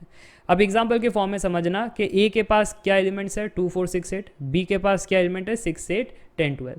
तो जब ए यूनियन बी आपसे पूछा जाएगा तो सभी को दोस्त बनाओ, 2 4 6 8 10 12 सभी को। अब आप कहोगे सर 6 तो 2 बार आया है, 8 2 बार आया। हाँ, तो अगर 2 बार आया है तो एक ही बार कंसिडर करना है। ये मैंने प्रीवियस क्लासेस में भी कहा था कि सेट के अंदर एक वैल्यू एक ही बार कंसिडर करनी है, ठीक है। तो 2 4 6 8 10 12 ये होगा आपका यूनियन का आंसर। और यूनियन का जो सिंबल है ना वो इसके इनिशियल से ही आया है यू, ठीक है। तो दो सेट के बीच में अगर आपसे कोई यूनियन पूछे जैसे ए यूनियन बी, तो आपको क्या कहना है, सबको साथ में ले करके चलेंगे, किसी को पीछे नहीं छोड़ेंगे, ठीक है। तो 2 4 6 2 बार भले ही आया हो, एक बार लेना है। 8 अगेन 2 बार दिखाई दे रहा हो बट एक ही बार लेना है। फिर 10 है, फिर 12 है, ये आपका ए यूनियन बी है। चलो वेन डायग्राम के फॉर्म में समझते हैं कि ए यूनियन बी कैसे रिप्रेजेंट होता है। ए यूनियन बी जो है वो बेसिकली ऐसा है, चलो मैं उल्टा आपको वापस से दिखाता हूँ। LHS टू RHS देख रहे हैं, अब RHS टू LHS देखते हैं। ए यूनियन बी के एलिमेंट्स देखो, क्या मैं ऐसा कह सकता हूँ दैट ये जो एलिमेंट है ना आइदर इन ए सेट में दिखाई देंगे, आइदर इन बी सेट में दिखाई देंगे, या फिर दोनों में दिखाई देंगे। जैसे अगर 2 को देखा तो ये एलिमेंट 2 सेट ए में है, 4 को देखा तो अगेन सिर्फ सेट ए में है, पर जब 6 को देखा तो दोनों में मौजूद है, 8 को देखा तो दोनों में मौजूद है, 10 को देखा तो सिर्फ बी सेट में है, 12 को देखा तो सिर्फ बी सेट में। तो मैंने क्या कंक्लूजन कहा कि ये जो एलिमेंट है आइदर इन ए और इन बी और इन बोथ, ये आपको दिखाई देगा। हेंस जब वेन डायग्राम में एरिया शेड करने की बात आई कि ए यूनियन बी कैसे रिप्रेजेंट करे, तो ये वाला रीजन होगा। कौन सा रीजन, आइदर इन ए और इन बी और इन बोथ, ठीक है। तो ये वो रीजन है ए यूनियन बी का। ओके, वेन डायग्राम में समझ में आ गया। चलिए अब कुछ प्रॉपर्टी है यूनियन को लेकर के, इन टोटल 5 प्रॉपर्टी है, एक एक करके समझते हैं। पहली प्रॉपर्टी है A union B is equal to B union A, यानी कम्यूटेटिव लॉ है। कम्यूटेटिव का मतलब पोजीशन की अदला बदली की ना तब भी आंसर में कोई फर्क नहीं आता है, आंसर वही होता है। जैसे आपने नंबर सिस्टम में देखा होगा कि आपसे कोई पूछते हैं 1 into 2 या 2 into 1, आप कहते हो ना अरे दोनों एक ही है, 1 को पहले लिखो या 1 को बाद में लिखो, आंसर तो 2 ही रहने वाला है। सिमिलरली ए यूनियन बी कहो या बी यूनियन ए कहो, आंसर जो है वही रहेगा। और इसी सिचुएशन को हम कहते हैं कम्यूट करना, इसलिए कम्यूटेटिव लॉ फॉलो हो रहा है। ओके, आप खुद से भी ट्राई कर सकते हो। ए यूनियन बी किया, अब बी यूनियन ए करके देखना, दोनों वैल्यू सेम ही रहेगी। तो चलिए अब सेकेंड पॉइंट को समझते हैं, एसोसिएटिव लॉ। एसोसिएटिव यानी ग्रुपिज्म। तो यहाँ पर ये लॉ कहना चाहता है कि यूनियन के अंदर आप कितना भी ग्रुपिज्म करो कोई फर्क नहीं पड़ता है, आंसर सेम ही होता है। जैसे यहाँ पर देखो A B C L H S में है, A B C R H S में है।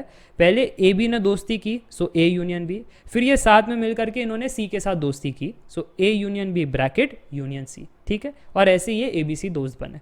राइट हैंड साइड में अगर आप देखो तो पहले बी सी दोस्त बने, बी यूनियन सी, फिर इन्होंने साथ में मिलकर के ए के साथ दोस्ती की और इस प्रकार से ए बी सी दोस्त बने। अरे तो at the end A B C दोस्त बने ना, एल एच एस में भी और आर एच एस में भी, कोई पीछे तो नहीं छूट गया है ना, कोई बॉयकॉट तो नहीं हुआ। हेंस एसोसिएटिव लॉ फॉलो होता है, कितना भी ग्रुपिज्म कर लो आंसर सेम ही होता है, L H S R H S same ही रहता है। ये तो मैंने आसान शब्दों में समझा दिया, जैसे मैंने आपको यूनियन की परिभाषा दी थी, सबको साथ में लेकर चलो, सबको दोस्त बनाओ, किसी को पीछे ना छोड़ो, वही होता है ए यूनियन बी। वैसे मैंने आपको समझा दिया। मैथमेटिकली अगर आपको जानना है तब भी आप कर सकते हो। सेट ए के अंदर 1 2 वैल्यू ले लो, बी के अंदर 3 4 ले लो और सी के अंदर 5 6 ले लो। एल एच एस वाला कैलकुलेशन करोगे तो आंसर आएगा 1 2 3 4 5 6। आर एच एस का कैलकुलेशन करोगे तो अगेन 1 2 3 4 5 6 आंसर आएगा। So L H S is R H S, वही तो कह रहा है एसोसिएटिव लॉ, ठीक है। ये हो गया हमारा सेकेंड प्रॉपर्टी। थर्ड प्रॉपर्टी है लॉ ऑफ आइडेंटिटी एलिमेंट, जहां पर वो कह रहे हैं phi is the identity of union. Students कहेंगे सर ये आइडेंटिटी एलिमेंट होता क्या है? आइडेंटिटी एलिमेंट एक स्पेशल एलिमेंट है। जैसे ए प्लस मैं ऐसा क्या करूं कि वापस से ए ही आ जाए। आप कहोगे कि सर ए प्लस 0 करो तो ए आ जाए, तो 0 यहाँ पर आइडेंटिटी एलिमेंट है, ठीक है। अच्छा मेरे को बताना ए इंटू मैं ऐसा क्या करूँ कि वापस से ए आ जाए, तो आप कहोगे सर यहाँ पर है ना वो क्वेश्चन मार्क को 1 रखना, ए इंटू 1 इज ए, तो 1 मेरा आइडेंटिटी एलिमेंट है। अच्छा ए डिवाइड बाय मैं ऐसा क्या करूँ कि मुझे ए आ जाए, सर ए डिवाइड बाय 1 करो तो ए आ जाएगा, तो 1 जो है वो मेरा आइडेंटिटी एलिमेंट है। आइडेंटिटी एलिमेंट क्या होता है कि ए सम ऑपरेशन समथिंग और वो ए ही आना चाहिए वापस से वो ऑपरेशन के बाद, ठीक है। वो जो क्वेश्चन मार्क है जो मदद कर रहा है ये ऑपरेशन परफॉर्म करने में, वो क्वेश्चन मार्क आपका आइडेंटिटी एलिमेंट है। अब मेरे को बताना अगर आइडेंटिटी एलिमेंट का कॉन्सेप्ट क्लियर हो गया तो मेरे को बताना ए यूनियन मैं ऐसा क्या करूँ कि वापस से ए आ जाए। Sir A union empty set करो, है ना, ए यूनियन एम्प्टी सेट तो ए आ जाएगा, इसलिए ए यूनियन फाई जो है वो मेरे को ए दे रहा है और फाई जो है आइडेंटिटी है ऑफ द यूनियन। इसके अलावा अगर कोई भी लोगे ना तो ए नहीं आएगा, है ना। अगर आप फाई नहीं लेते कोई और लेते हो ना then it is not equal to A. Try कर लो, कोई और सोचना है सोच लो, ठीक है, कोई भी एलिमेंट सोच लो, कोई भी सेट सोच लो, ठीक है, वो नहीं आएगा, ठीक है। A union phi is only equal to A. मुझे लगता है ये क्लियर हो गया, ये भी काफ़ी इंपॉर्टेंट है, कॉम्पिटिटिव एग्जाम में पूछा जा सकता है। और जो पॉइंट नंबर 4 है, प्रॉपर्टी 4 है, वो है आइडेम्पोटेंट लॉ, यानी ए यूनियन ए। खुद से ही अगर आप यूनियन करो तो खुद के ही दोस्त बनोगे और किसके बनोगे जी, तो आंसर ए ही आएगा। और जो 5th है वो है लॉ ऑफ यू, और यू क्या है, universal set. So universal set के साथ अगर आप कोई भी सेट को यूनियन करो तो यूनिवर्सल भगवान है यार, भगवान से बड़ा कौन हो सकता है, तो आंसर यू ही आएगा, ठीक है। So you union A is you only. ये 5 प्रॉपर्टी है। कम्यूटेटिव लॉ फॉलो होता है, एसोसिएटिव लॉ फॉलो होता है इन दी यूनियन। और हमने क्या देखा यहाँ पर, देखा कि फाई जो है वो आइडेंटिटी एलिमेंट है यहाँ पर, and then idempotent law follow होता है और लॉ ऑफ यूनिवर्स तो सिंपल है, उसमें तो कोई दिक्कत वाली बात नहीं। चलिए अब नेक्स्ट ऑपरेशन पर जाते हैं जो है इंटरसेक्शन ऑफ सेट। इंटरसेक्शन जैसा नाम है अगेन वैसे ही काम है। इंटरसेक्शन यानी जो कॉमन एलिमेंट है वो आपको खोजना है। क्या है, कॉमन एलिमेंट, कॉमन एलिमेंट। तो यहाँ पर देखना कि ए इंटरसेक्शन बी क्या होगा। इसमें अगर दोनों में कॉमन देखें, देखो इंटरसेक्शन का सिंबल जो है वो उल्टा यू है ना, ये जो सीधा यू है ये यूनियन रिप्रेजेंट करता है, उल्टा करोगे तो इंटरसेक्शन रिप्रेजेंट होगा। मुझे लगता है यहाँ पर कोई कन्फ्यूजन नहीं है ना। और इंटरसेक्शन का मतलब क्या है, कॉमन एलिमेंट दो सेट के बीच में वो खोजना है। 2 कॉमन नहीं है, 4 कॉमन नहीं है, 6 8 कॉमन है, 10 और 12 कॉमन नहीं है। तो जो आंसर होगा वो होगा 6, 8, यही कॉमन एलिमेंट दोनों सेट में थे। सो ए इंटरसेक्शन भी 6, 8 ईजी है। अच्छा वेन डायग्राम के फॉर्म में देखें तो उससे पहले एक डाउट आपको आया होगा, उसको क्लियर कर लेते। सर अगर कॉमन ना हो तो, है ना, हम देखो हम सिंगल इसलिए है क्योंकि कुछ कॉमननेस मिला ही नहीं किसी के साथ, है ना सर जी, तो आप बताना हमारे लिए क्या है, आपके लिए फिर आप डिसजॉइंट ही रहो, सन्यासी ही रहो। तो यहाँ पर अगर आप देखो ए इंटरसेक्शन बी कुछ कॉमन है, 1 2 3 4 5 6, दोनों में कुछ भी कॉमन नहीं, कुछ भी कॉमन नहीं है, तो क्या लिखेंगे, intersection B is null, empty set. Yes, और ऐसे सिनेरियो में हम क्या कहते हैं कि अगर ऐसा हो जाए, if A intersection B is null then A and B are called सन्यासी, यानी कैसे है ये डिसजॉइंट, कुछ भी कॉमन नहीं है, डिसजॉइंट सेट्स। ठीक है, चलिए आगे बढ़ते हैं, वेन डायग्राम के फॉर्म में समझते हैं कि ए इंटरसेक्शन बी कैसे दिखाई पड़ता है। A intersection B common region A और बी का जो कॉमन रीजन है वो है ए इंटरसेक्शन बी। ठीक है, और डिसजॉइंट अगर हो जाए तो ए इंटरसेक्शन बी इज़ नल, तो देखो इसमें बात ही नहीं हो रही है, हम तुमसे बात नहीं करेंगे, तो दोनों जो है कॉमन प्लेस पर आ नहीं रहे हैं, अलग अलग हो गए हैं, तो ये आपका है, तो इसमें इंटरसेक्शन है ही नहीं, है ना, इंटरसेक्शन नल है। चलो, तो ये वेन डायग्राम के फॉर्म में हो गया। चलिए कुछ property of operation of intersection देख लेते हैं, इनमें क्या है, क्या कम्यूटेटिव लॉ फॉलो होता है, एसोसिएटिव लॉ फॉलो होता है। यस, ए इंटरसेक्शन बी कहो या B intersection A, position change करो बट कोई फर्क नहीं है ना, लड़का लड़की से प्यार करे, लड़की लड़का से, उन्होंने कुछ आपस में कॉमन चीज़ फाइंड की है ना, इसलिए वो साथ में है, तो यहाँ पर कम्यूटेटिव लॉ तो फॉलो होता है। So intersection B is equal to B intersection है। सिमिलरली आप एसोसिएटिव लॉ, ग्रुपिज्म देखो, अगर 3 लोग दोस्त है तो उनका कॉमन इंटरेस्ट है, इसलिए अब ए इंटरसेक्शन बी दोनों का कुछ कॉमननेस था जो सी के साथ हुआ, है ना, तो यहाँ पर ग्रुपिज्म मैटर नहीं करता कि पहले ए भी दोस्त बने फिर बाद में वो सी के साथ उन्होंने कॉमननेस फाइंड किया, कॉमन इंटरेस्ट, या फिर बी सी पहले कॉमन इंटरेस्ट में आए फिर उन्होंने ए के साथ कॉमन इंटरेस्ट फाइंड किया, at the end A B C का एक ही कॉमन इंटरेस्ट है ना, तो एसोसिएटिव लॉ फॉलो होगा, कौन पहले कौन बाद में हुआ है वो मैटर नहीं करता है। ठीक है, तो एसोसिएटिव लॉ फॉलो होता है। अच्छा, अब law of phi and U भी देख लेते हैं। जैसे यहाँ पर ए में अगर या फाई में अगर हम इंटरसेक्शन करें ए, तो आपको क्या लगता है क्या मिलेगा? सर दोनों में कॉमन, आपने कहा था that empty set is subset of every set, तो ए के पास एम्प्टी सेट तो है, ठीक है, और empty set intersection empty set empty होगा, बाकी तो एम्प्टी के पास तो और कोई एलिमेंट है नहीं, है ना, ए के पास बहुत सारे हो सकते हैं बट एम्प्टी के पास तो एम्प्टी है ना, और ए के पास empty set is the subset of A, ये आपने पढ़ाया था, तो इनका इंटरसेक्शन जो है वो फाई होगा यानी नल होगा। और यूनिवर्सल सेट के साथ अगर इंटरसेक्शन कराओ कोई भी सेट को, तो यूनिवर्स के पास तो बहुत सारे एलिमेंट है बट ए के पास तो लिमिटेड है, जो ए के पास है फिर वही यूनिवर्स में आपको कॉमन मिलेगा, ठीक है, और वही आपका आंसर निकलेगा। यूनिवर्स का जो एक्स्ट्रा वैल्यूज़ है वो आपका आंसर तो नहीं होगा, क्योंकि intersection is all about commonness, commonness आपको ढूंढना है, ठीक है। तो ये third point clear. Fourth point है ए इंटरसेक्शन है, खुद का ही अगर खुद से कॉमन देखोगे तो खुद ही मिलोगे और क्या ही मिलेगा, ठीक है। और ये डिस्ट्रीब्यूटिव लॉ काफ़ी इंपॉर्टेंट है ना। डिस्ट्रीब्यूटिव लॉ क्या है? A intersection B union C, इसका वैल्यू क्या है? ये जो है कद्दू कटेगा सब में बटेगा, तो ए इंटरसेक्शन बी ये होगा पहले, ठीक है, फिर क्या होगा, फिर ये यूनियन है जो बाहर निकलेगा यूनियन, ठीक है, फिर ए इंटरसेक्शन सी होगा, ये रहा इंटरसेक्शन सी, ये है डिस्ट्रीब्यूटिव लॉ, ओके। तो ये बहुत ही इंपॉर्टेंट है, प्रोबेबिलिटी में भी कई बार यूज़ होता है, कैलकुलेशन में और सेट थियरी में भी यूज़ होता है, तो ध्यान से देखना। A intersection of B union C, तो कद्दू कटेगा सब में बटेगा, तो इंटरसेक्शन पहले बी को मिला फिर इंटरसेक्शन सी हुआ और बीच में यूनियन आएगा, ये है डिस्ट्रीब्यूटिव लॉ। चलिए लास्ट ऑपरेशन को समझते हैं, डिफरेंसेस ऑफ सेट। अब डिफरेंसेस ऑफ सेट के अंदर हम क्या करते हैं? जैसा नाम है वैसे ही काम करते हैं, ठीक है, डिफरेंस करते हैं। अब वो कैसे करना है ध्यान से देखना, काफ़ी इंपॉर्टेंट और क्रिटिकल है ये ऑपरेशन। ए माइनस बी अगर आपको ये फाइंड करना है तो जो पहला सेट लिखा गया है उसके एलिमेंट्स हाईलाइट करो, सेट ए के ये एलिमेंट्स है, इसको हाईलाइट किया, फिर वो कह रहे हैं माइनस बी करो, इसका मतलब ये हुआ कि ए और बी में जो कॉमन एलिमेंट्स है उसको खोजो और फिर उसको क्रॉस करो, उसको हटा दो पिक्चर से। तो ए के अंदर 1 2 3 4 5 6 था, ठीक है, बट 1 जो है बी के अंदर मौजूद नहीं है तो इसको रहने दिया, 2 जो है वो बी के अंदर मौजूद है उसको काट दिया, 3 नहीं है तो रहने दिया, 4 हमको दिखाई दे रहा है बी के अंदर उसको काट दिया, 5 नहीं दिखाई दे रहा है रहने दो, 6 जो है दिखाई दिया उसको काट दो, और फिर जो आंसर आया है 1 3 5 उसको लिख दो, this is the answer 1 3 5। Process समझ में आ गया?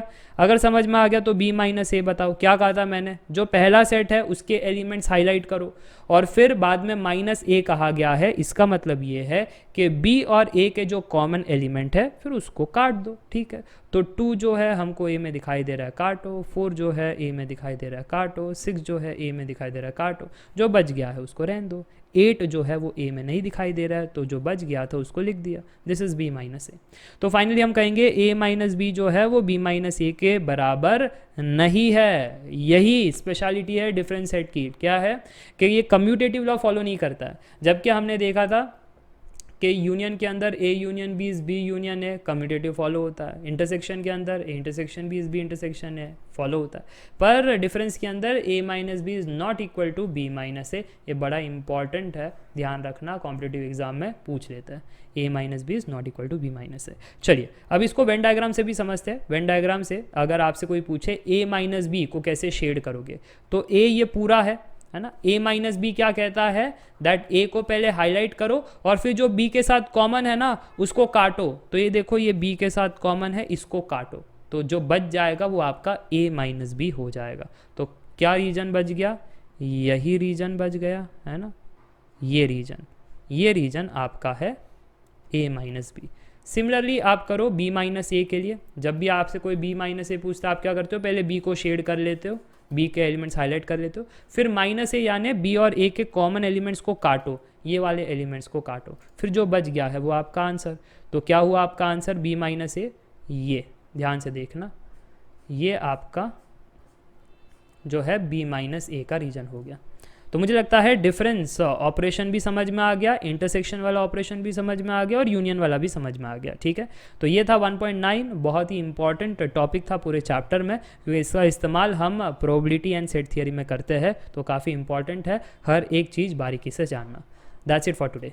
Welcome to 1.10 complement of a set. अब ये कॉम्प्लीमेंट क्या होता है सर जी? देखो, अक्सर आपका एक्सपीरियंस रहा होगा कि होटल में आप जाते हो और होटल में जाने के बाद कोई दिन ऐसा होता है कि खाना बहुत ख़राब उन्होंने दे दिया, तीखा था एकदम सब्जी, या बहुत ज़्यादा मीठा हो गया पनीर का सब्जी। फिर आप वेटर को बुला करके बहुत चिल्लाते हो, बरस जाते हो, कैसा खाना दिया, रिफ़ंड करो हमारे पैसे, ये वो। फिर वो सॉरी बोलता है, फिर मैनेजमेंट के पास जाता है, फिर आप कहते हो अब बिल लेके आओ, बस हो गया, आज तो पूरा मूड ख़राब कर दिया। वो बिल देता है और फिर आपको कहता है मैनेजमेंट ने डिसाइड किया कि आपको कॉम्प्लीमेंट में हम आइसक्रीम देंगे। नोट कीजिएगा, कॉम्प्लीमेंट में हम आपको आइसक्रीम देंगे। वो कॉम्प्लीमेंट में कौन सी चीज़ देता है, जो आपने नहीं खाई होती है, ठीक है। नई मतलब कुछ न्यू नहीं मतलब जो आपने खाने में, आपने मसाला पापड़ मंगाया, जूस मंगाया, आपने डोसा, है ना, कुलचे, जो भी मंगाया, आपने आइसक्रीम नहीं खाया होगा, इसलिए कॉम्प्लीमेंट में वो देता है जो आपने खाया नहीं है पर मेन्यू में प्रेजेंट है, राइट। यहाँ पर भी वही होता है, ठीक है। कॉम्प्लीमेंट ऑफ अ सेट जब आप खोजते हो, आप यही काम करते हो कि हमारे पास एक यूनिवर्सल सेट जिसके पास है 1 2 3 4 और एक है सेट ए जिसके पास है 1 2। अब मैं आपसे ये पूछूं कि ए ने क्या खाया है, मेन्यू कार्ड में से ए ने 1 2 खा लिया, क्या रह गया है, क्या नहीं खाया है, ये 3 4 नहीं खाया है। इसलिए जब ए का कॉम्प्लीमेंट फाइंड करने के लिए कोई आपसे कहता है, आप क्या कहोगे, उसने 3 4 नहीं खाया है, तो यही वैल्यूज़ रहेगी, ठीक है। ये है कॉम्प्लीमेंट ऑफ सेट ए। और ये जो डैश है ना, डैश, ये रिप्रेजेंट करता है कॉम्प्लीमेंट किसका, सेट ए का। ईजी, सिंबल समझ में आ गया, मतलब समझ में आ गया। तो क्या मैं अदर वर्ड्स में ऐसा भी कह सकता हूँ, है ना, दैट अगर आपको ए का कॉम्प्लीमेंट निकालना है तो वो आइटम्स रहेंगे एक्स कोलन, दैट वो एलिमेंट्स यू, है ना, मेन्यू कार्ड के अंदर प्रेजेंट होंगे, एंड वो कैसा होगा, जो ए में मौजूद ना हो, है ना। X should not belong to A. और इसको बहुत ही सिंपल में अगर मैं कहूँ तो ए डैश क्या होता है ना, ए डैश होता है यूनिवर्सल सेट से ए के जो कॉमन एलिमेंट्स है वो काट दो और रिमेनिंग एलिमेंट्स लिख दो। ये डिफरेंस ऑपरेशन आपने प्रीवियस क्लास में पढ़ा है, तो यू माइनस ए कर दो और आपको आंसर मिलता है, ठीक है। कॉम्प्लीमेंट ऑफ सेट समझ में आ गया, मीनिंग, सिंबल, सारा कुछ। तो अब वेन डायग्राम से बताना कि यूनिवर्सल सेट अगर मेरा रेक्टेंगल है, ए सेट मेरा ये रीजन है, तो ए डैश क्या होगा, यू माइनस ए। ये बाहर का रीजन जो है ये होगा, ए ने बाहर का नहीं खाया ना, अंदर का तो उसने खा लिया, बाहर का नहीं खाया है, तो ये जो रीजन है वो आपका ए डैश है। चलिए कुछ प्रॉपर्टी देख लेते हैं कॉम्प्लीमेंट सेट्स की। पहली प्रॉपर्टी है ए यूनियन ए डैश क्या होगा, ए का रीजन अंदर का, ए डैश का रीजन बाहर का, दोनों का अगर यूनियन करे, दोस्ती कर ले, तो पूरा यूनिवर्स बन जाता है ना। यस, तो वो यूनिवर्सल सेट है। अच्छा, ए इंटरसेक्शन ए डैश, ए जो है अंदर रहता है ना, वो जो है अंदर ही अंदर रहता है और इंट्रोवर्ट है, ए डैश जो है वो बाहर का रीजन एक्सट्रोवर्ट है, तो दोनों का आपस में कुछ कॉमन नहीं है, हेंस कैसा है, एम्प्टी सेट है। अच्छा, तीसरा वाला ना बड़ा इंपॉर्टेंट है, ये कई बार आप प्रोबेबिलिटी के अंदर भी यूज़ करते हो, सेट थ्योरी के अंदर भी यूज़ करते हो, जो है डी मॉर्गन्स लॉ। ये मुर्गन नहीं है डोसा बनाने वाला, ठीक है, De Morgan's law foreign scientist है जिन्होंने कहा कि A union B dash, A union B का कॉम्प्लीमेंट देखो ना तो इसके बराबर है A dash intersection B dash. Yes, और A intersection B the whole dash, इसका आंसर क्या है A dash union B dash. तो काफ़ी ज़्यादा इंपॉर्टेंट है ये दोनों के दोनों फॉर्मूला जो आपको याद रखना है। फिर फोर्थ है हमारे पास कॉम्प्लीमेंट का कॉम्प्लीमेंट, डबल कॉम्प्लीमेंट। ए डैश का डैश क्या हो जाएगा, ए हो जाएगा, और कितना ऑब्वियस है, ए डैश का रीजन क्या है, रेड वाला। अब इसका कॉम्प्लीमेंट आप करोगे तो आपको ये ए का रीजन मिल जाएगा, राइट। तो वही वो कह रहे हैं, ए डैश का डैश इज ए। और फाइनली जो है कि एम्प्टी सेट का अगर कॉम्प्लीमेंट करो तो यूनिवर्स बन जाता है, और यूनिवर्स का कॉम्प्लीमेंट करो तो एम्प्टी सेट हो जाता है। बड़ा सिंपल सा लॉजिक है। तो मुझे लगता है आपको सारी की सारी चीज़ें समझ में आ चुकी है about the complement of a set. आज के लिए बस इतना ही, और इसी के साथ आपका पूरा का पूरा चैप्टर हो जाता है समाप्त। एटीसी के PYQs लेक्चर में आप सभी का स्वागत है। आज के लेक्चर में हम क्लास 11 मैथमेटिक्स के चैप्टर 1 यानी सेट्स के सारे फॉर्मूला और एटीसी के PYQ सॉल्व करेंगे, क्योंकि प्रीवियस लेक्चर में आपने सारे कॉन्सेप्ट्स पढ़ लिए हैं, ठीक है। तो चलिए पहले फॉर्मूले लिस्ट को देख लेते हैं। उसमें पहला टॉपिक है सिंबल्स, क्योंकि एग्जामिनर जब सिंबल देंगे तो आपको मतलब मालूम होना चाहिए, तभी तो क्वेश्चन को डिकोड कर पाओगे। तो पहला सिंबल है हमारे पास बिलोंग्स टू, इस पर अगर काटा लगा दे तो बन जाएगा डज नॉट बिलोंग टू। फिर है हमारे पास ये है proper subset, this is subset, और ये है सुपर सेट, ये है एम्प्टी सेट। एम्प्टी सेट को ऐसे भी डिनोट किया जा सकता है या फिर इस प्रकार से भी डिनोट किया जा सकता है, ओके। ये है यूनिवर्सल सेट, ये है यूनियन वाला सिंबल, जैसे कि एक सेट दूसरे सेट से जुड़ना चाहता है, यूनियन होना चाहता है। ये है इंटरसेक्शन, ये है कॉम्प्लीमेंट, और कॉम्प्लीमेंट के लिए ए का पावर सी भी लगा सकते हो, कोई दिक्कत वाली बात नहीं। और फिर हमारे पास है एन ऑफ ए, ये है number of elements in the set A. Symbols clear है, आगे बढ़ता है। थोड़ा सा नंबर सिस्टम देख लेते हैं, क्योंकि इस पर भी फिर सेट बने हैं।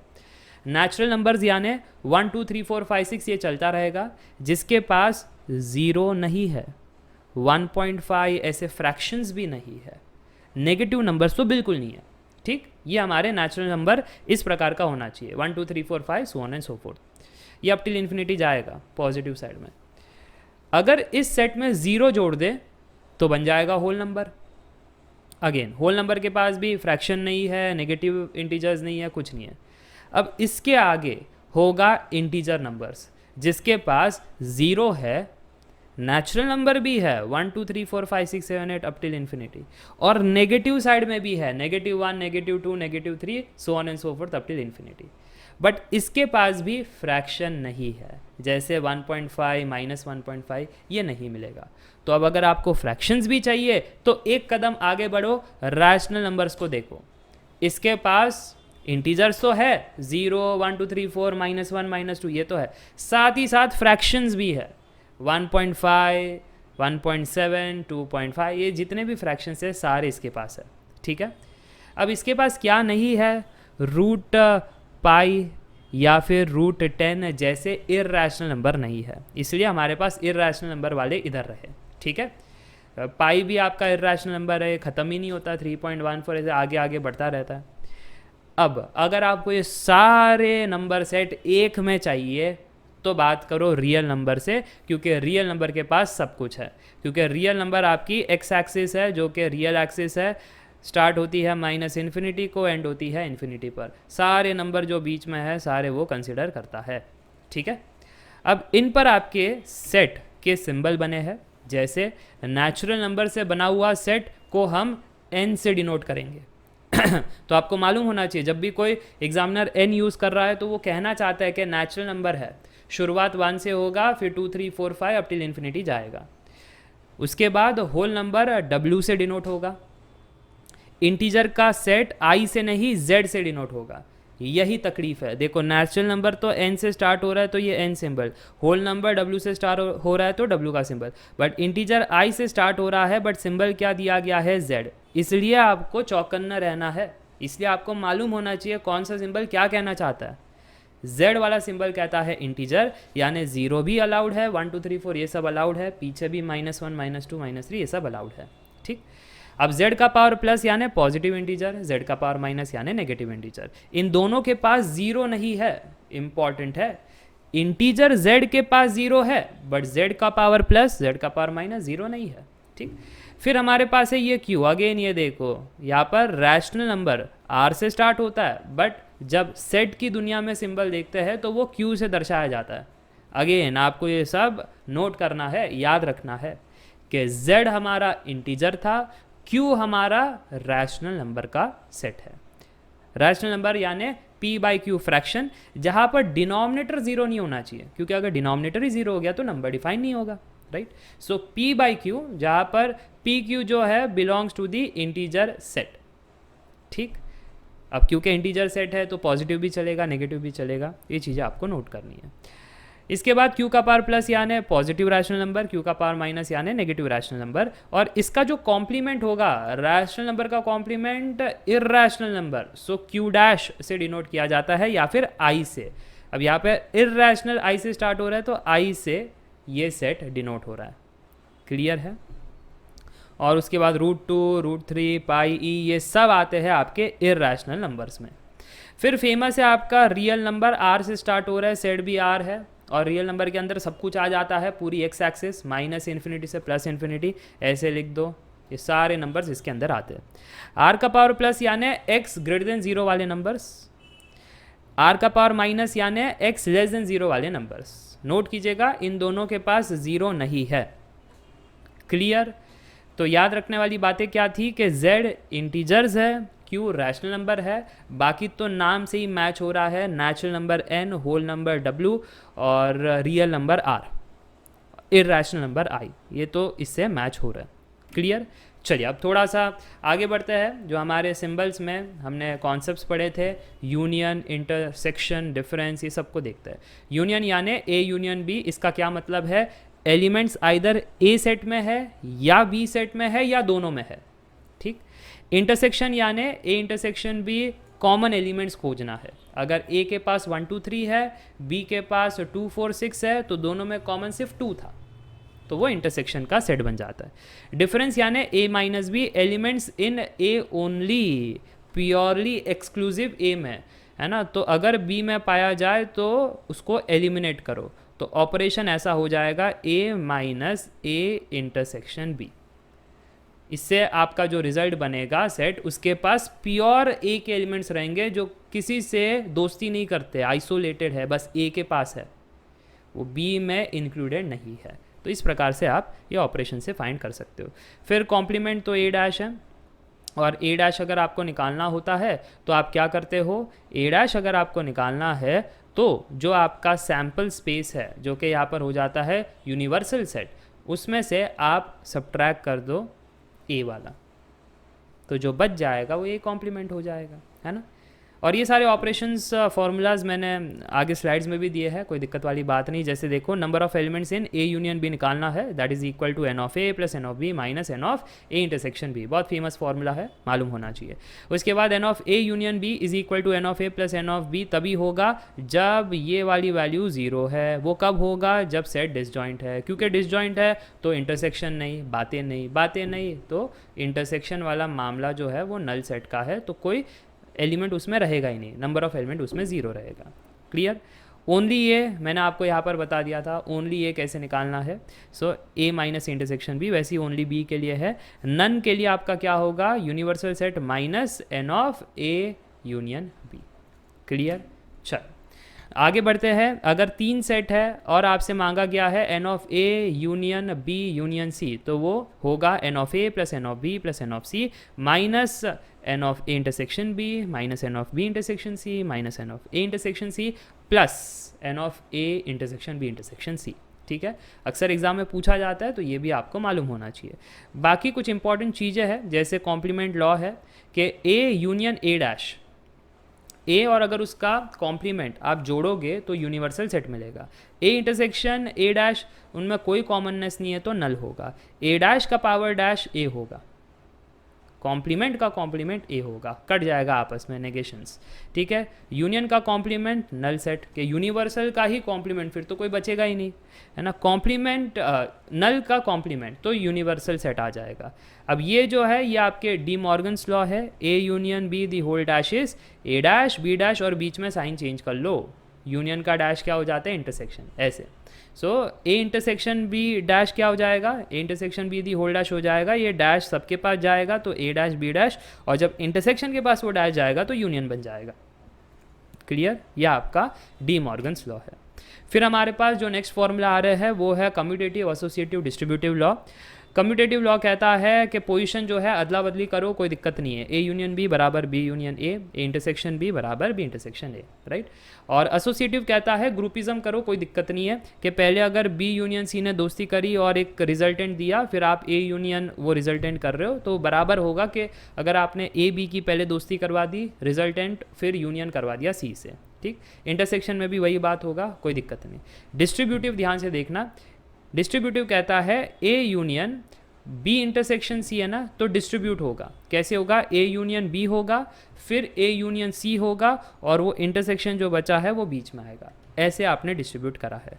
और सेम कॉन्सेप्ट इधर भी लगेगा कि ए इंटरसेक्शन डिस्ट्रीब्यूट करो पहले बी के साथ, फिर डिस्ट्रीब्यूट करो सी के साथ, और जो बाद में यूनियन बचा है वो बीच में डाल दो। क्लियर है। चलो इसी के साथ आपके फॉर्मूला लिस्ट हो जाते हैं ख़त्म। अब हम बातें करेंगे PYQs की। पहला सवाल आपके सामने, करो ट्राई, कर लिया ट्राई, चलो मेरी बारी। सवाल हमको कह रहा है विच of the following is a set collection of most dangerous animals of the world. अब कोई कहेगा हमको सांप से डर लगता है, कोई कहेगा हम तो सांप गले में लेकर के घूमते हैं, तो डेंजरस क्या है कैसे मालूम पड़ेगा सर, ये तो सब्जेक्टिव मामला है, राइट। तो सेट वो होता है जो वेल डिफाइंड हो, वेल डिफाइंड, उसमें सब्जेक्टिव का कोई चांस नहीं है, या ओपिनियंस का कोई चांस नहीं है, राइट। वो वेल डिफाइंड होना चाहिए। जैसे अगर मैं आपको कहता हूँ नेचुरल नंबर्स वेल डिफाइंड है ना, सभी कहेंगे 1 2 3 4 5।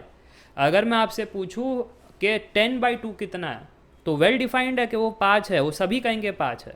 बट अगर मैं आपसे पूछूं कि वड़ा पाव अच्छा है या डोसा अच्छा है, तो सब्जेक्टिव है सर जी, वो तो सही गलत जो है वो पर्सपेक्टिव रहेगा, सभी का अपना अपना ओपिनियन रहेगा, तो फिर वो सेट नहीं है। Clear. So collection of most dangerous animals of the world is subjective, तो वो सेट नहीं है। Set of letters in English alphabet, हाँ सभी मानते हैं ABCD अप टिल Z, ये आपका वेल डिफाइंड है, ये आंसर है। एग्जाम में फिर आगे बढ़ना ही नहीं है, बट अभी के लिए मैं आगे बढ़ करके बाकी क्यों गलत है वो बताता हूँ। The team of 11 best cricket batsman of the world, again ये ओपिनियन सबका अलग है, सब्जेक्टिव रहेगा। The collection of 10 most talented writer of India, again subjective है, सभी के लिए अलग रहेगा, राइट। और ये नोट्स में मैंने डिटेल में दिया है, नोट्स बनाने की ज़रूरत नहीं है, सारा आपको नोट्स फोल्डर में मिल रहा होगा, बस आप शॉर्ट नोट्स बनाते हुए चलना ताकि एग्जाम के टाइम क्विक रिवीजन कर सको। अगला सवाल आपके सामने, करो ट्राई, कर लिया ट्राई, मेरी बारी। विच of the following is a non empty finite set. क्या कह रहे हैं कि नॉन एम्प्टी होना चाहिए, यानी सेट के अंदर कोई ना कोई एटलीस्ट 1 एलिमेंट तो होना चाहिए। तो यहाँ पर x belongs to the natural number and x² is equal to 4, तो अगर दोनों साइड रूट ले ले तो x इज़ ±2। नेचुरल नंबर में नेगेटिव चलता नहीं, बट 2 तो चलेगा, यानी सेट के पास एक एलिमेंट है, ये नॉन एम्प्टी फाइनाइट सेट है, बात ख़त्म। अब बाकी ऑप्शन क्यों गलत है ज़रा उसको देख लेते हैं। x² - 2 बराबर 0, तो x² इज़ 2, दोनों साइड रूट ले लो तो ±√2। ओए ये तो आ गया इर्रेशनल नंबर, बट वो कह रहे कि x को रैशनल भी होना है, तो x को रैशनल भी होना है, पॉसिबल ही नहीं है फिर कि x की ऐसी वैल्यू निकले जो इस इक्वेशन को सेटिस्फाई करे, इसलिए एम्प्टी सेट इसके लिए रहेगा, और हमको एम्प्टी सेट चाहिए नहीं था, ये गलत है। x नेचुरल नंबर है और 2x - 1 बराबर 0 सेटिस्फाई करना चाहिए, कैसे करेगा, यहाँ से तो रीअरेंज किया तो x आ रहा है, हाफ फ्रैक्शन है, फ्रैक्शन तो नेचुरल नंबर होता नहीं, इसमें भी empty set. x is even prime number greater than 2, ध्यान से देखना, अगर आप ग्रेटर देन 2 में इवन प्राइम नंबर कह रहे हो तो मिलेगा ही नहीं ना, जैसे ही वो इवन बनने की कोशिश किया वो 2 इंटू समथिंग होगा, 2 इंटू समथिंग होगा, तो ये भी एम्प्टी सेट देगा, इससे भी नहीं हो पा रहा है। अब समझ में आ गया। चलो, तो तीसरा सवाल आपके सामने ये रहा, करो try. Which of the following is an infinite set. Infinite set आपको खोजना है। The set of all rational numbers between 0 and 1। 0 and 1 के बीच में बहुत सारे फ्रैक्शंस है। रैशनल नंबर यानी फ्रैक्शंस, बहुत सारे इनफाइनाइट फ्रैक्शंस है। हो गया, बात खत्म। The set of all leaf on a tree on the earth, subjective है, कौन सा पेड़ देख रहे हो, तो ये वेल डिफाइंड है ही नहीं, तो इसको सेट तो पहले तो कहना ही नहीं चाहिए। इनफाइनाइट सेट तो दूर की बात हो गई, राइट। कि leaves on all the trees on earth, right. ये कैसा, ये कोई वेल डिफाइंड थोड़ी ना है ना। Set of all insects on earth, कौन सा इंसेक्ट, कहाँ का, नहीं, ये भी वेल डिफाइंड नहीं है। Set of prime numbers less than 99, ये तो फाइनाइट है, काउंट कर सकते हो, तो ये डिफाइंड है, बट ये हमको आंसर नहीं देगा इनफाइनाइट सेट का, तो इसलिए 2, 3, 4 गलत है। क्लियर है, बातें समझ में आ रही है। क्वेश्चन नंबर 4 आपके सामने, करो try. Which of the following represents an empty set. Empty set, set of consonants in the word girls. Consonant यानी वॉवेल नहीं होना चाहिए, तो आई को उड़ाओ। वॉवेल तो AEIOU, ठीक है, ये हमारे वॉवेल्स है। तो जो बचे वो कॉन्सोनेंट, तो एम्प्टी तो नहीं हुआ। Set of vowels in the word this thing, vowels तो इसमें है ही नहीं, तो एम्प्टी सेट, बात खत्म। फिर तो आगे चेक करने की ज़रूरत नहीं है, टाइम पास ही है, ठीक है। क्वेश्चन नंबर 5 आपके सामने, करो ट्राई। P और Q सेट दिया है, P माइनस Q पूछा जा रहा है। P माइनस Q यानी P minus P intersection Q होता है, ठीक है। सो P माइनस Q यानी ऐसे एलिमेंट जो एक्सक्लूसिव है P के लिए, मिलावट नहीं होगा Q के साथ। सो P minus P intersection Q, तो आपको अब P और Q सेट बनाने पड़ेंगे, ठीक है। तो P सेट बनाते हैं। P सेट में एलिमेंट्स कैसा है, 6n के फॉर्म में है, जहाँ पर n जो है नेचुरल नंबर है और n is less than equal to 8। तो नेचुरल नंबर जो है वो 1, 2, 3, 4, 5, 6, 7 और 8 तक ये जाएगा, ठीक है। तो जब n को 1 रखा तो 6 इंटू 1 6, ये 6 का टेबल है, फिर 12, फिर 18, फिर 24, फिर 30, और ऐसे ये कहानी चलती रहेगी, राइट। Q की बात करें तो ये 8 का टेबल है और वो 10 तक लेकर जाओ।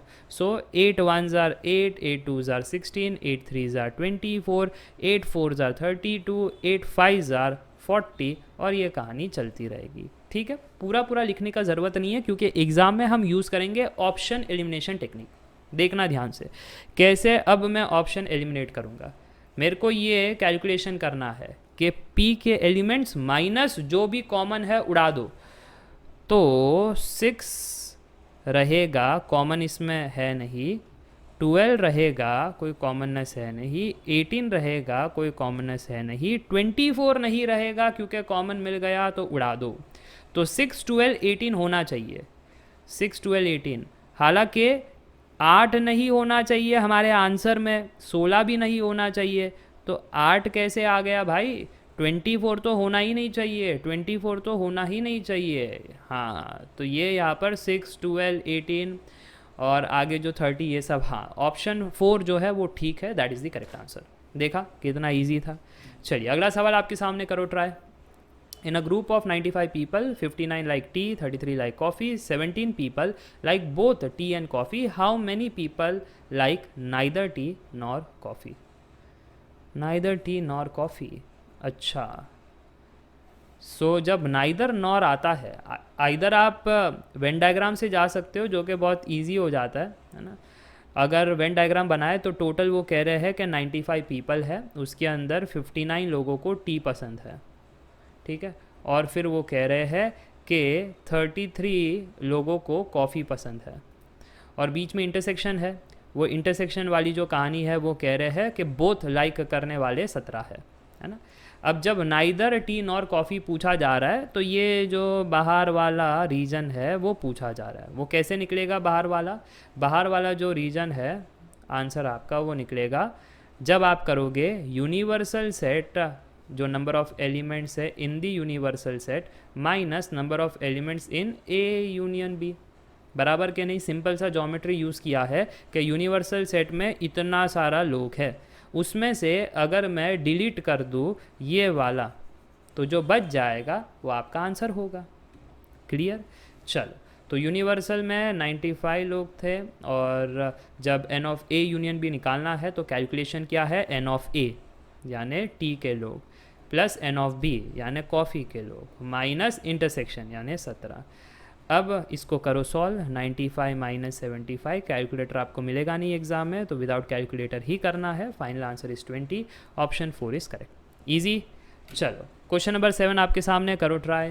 विच of the following is a subset of set of isosceles triangle? Okay, कौन है ऐसा जो सबसेट है आइसोसेलेस ट्राइंगल का? आइसोसेलेस ट्राइंगल यानी दो साइड सेम होता है। Set of all equilateral triangle is a subset of isosceles triangle, या set of all scalene triangle is a subset of isosceles triangle, या राइट एंगल ट्राइंगल, या set of कोई भी triangle ले लो। अगर आप ध्यान से देखो तो आपको समझेगा कि इक्विलैटरल ट्राइंगल यानी सारे साइड सेम है, सारे साइड सेम है।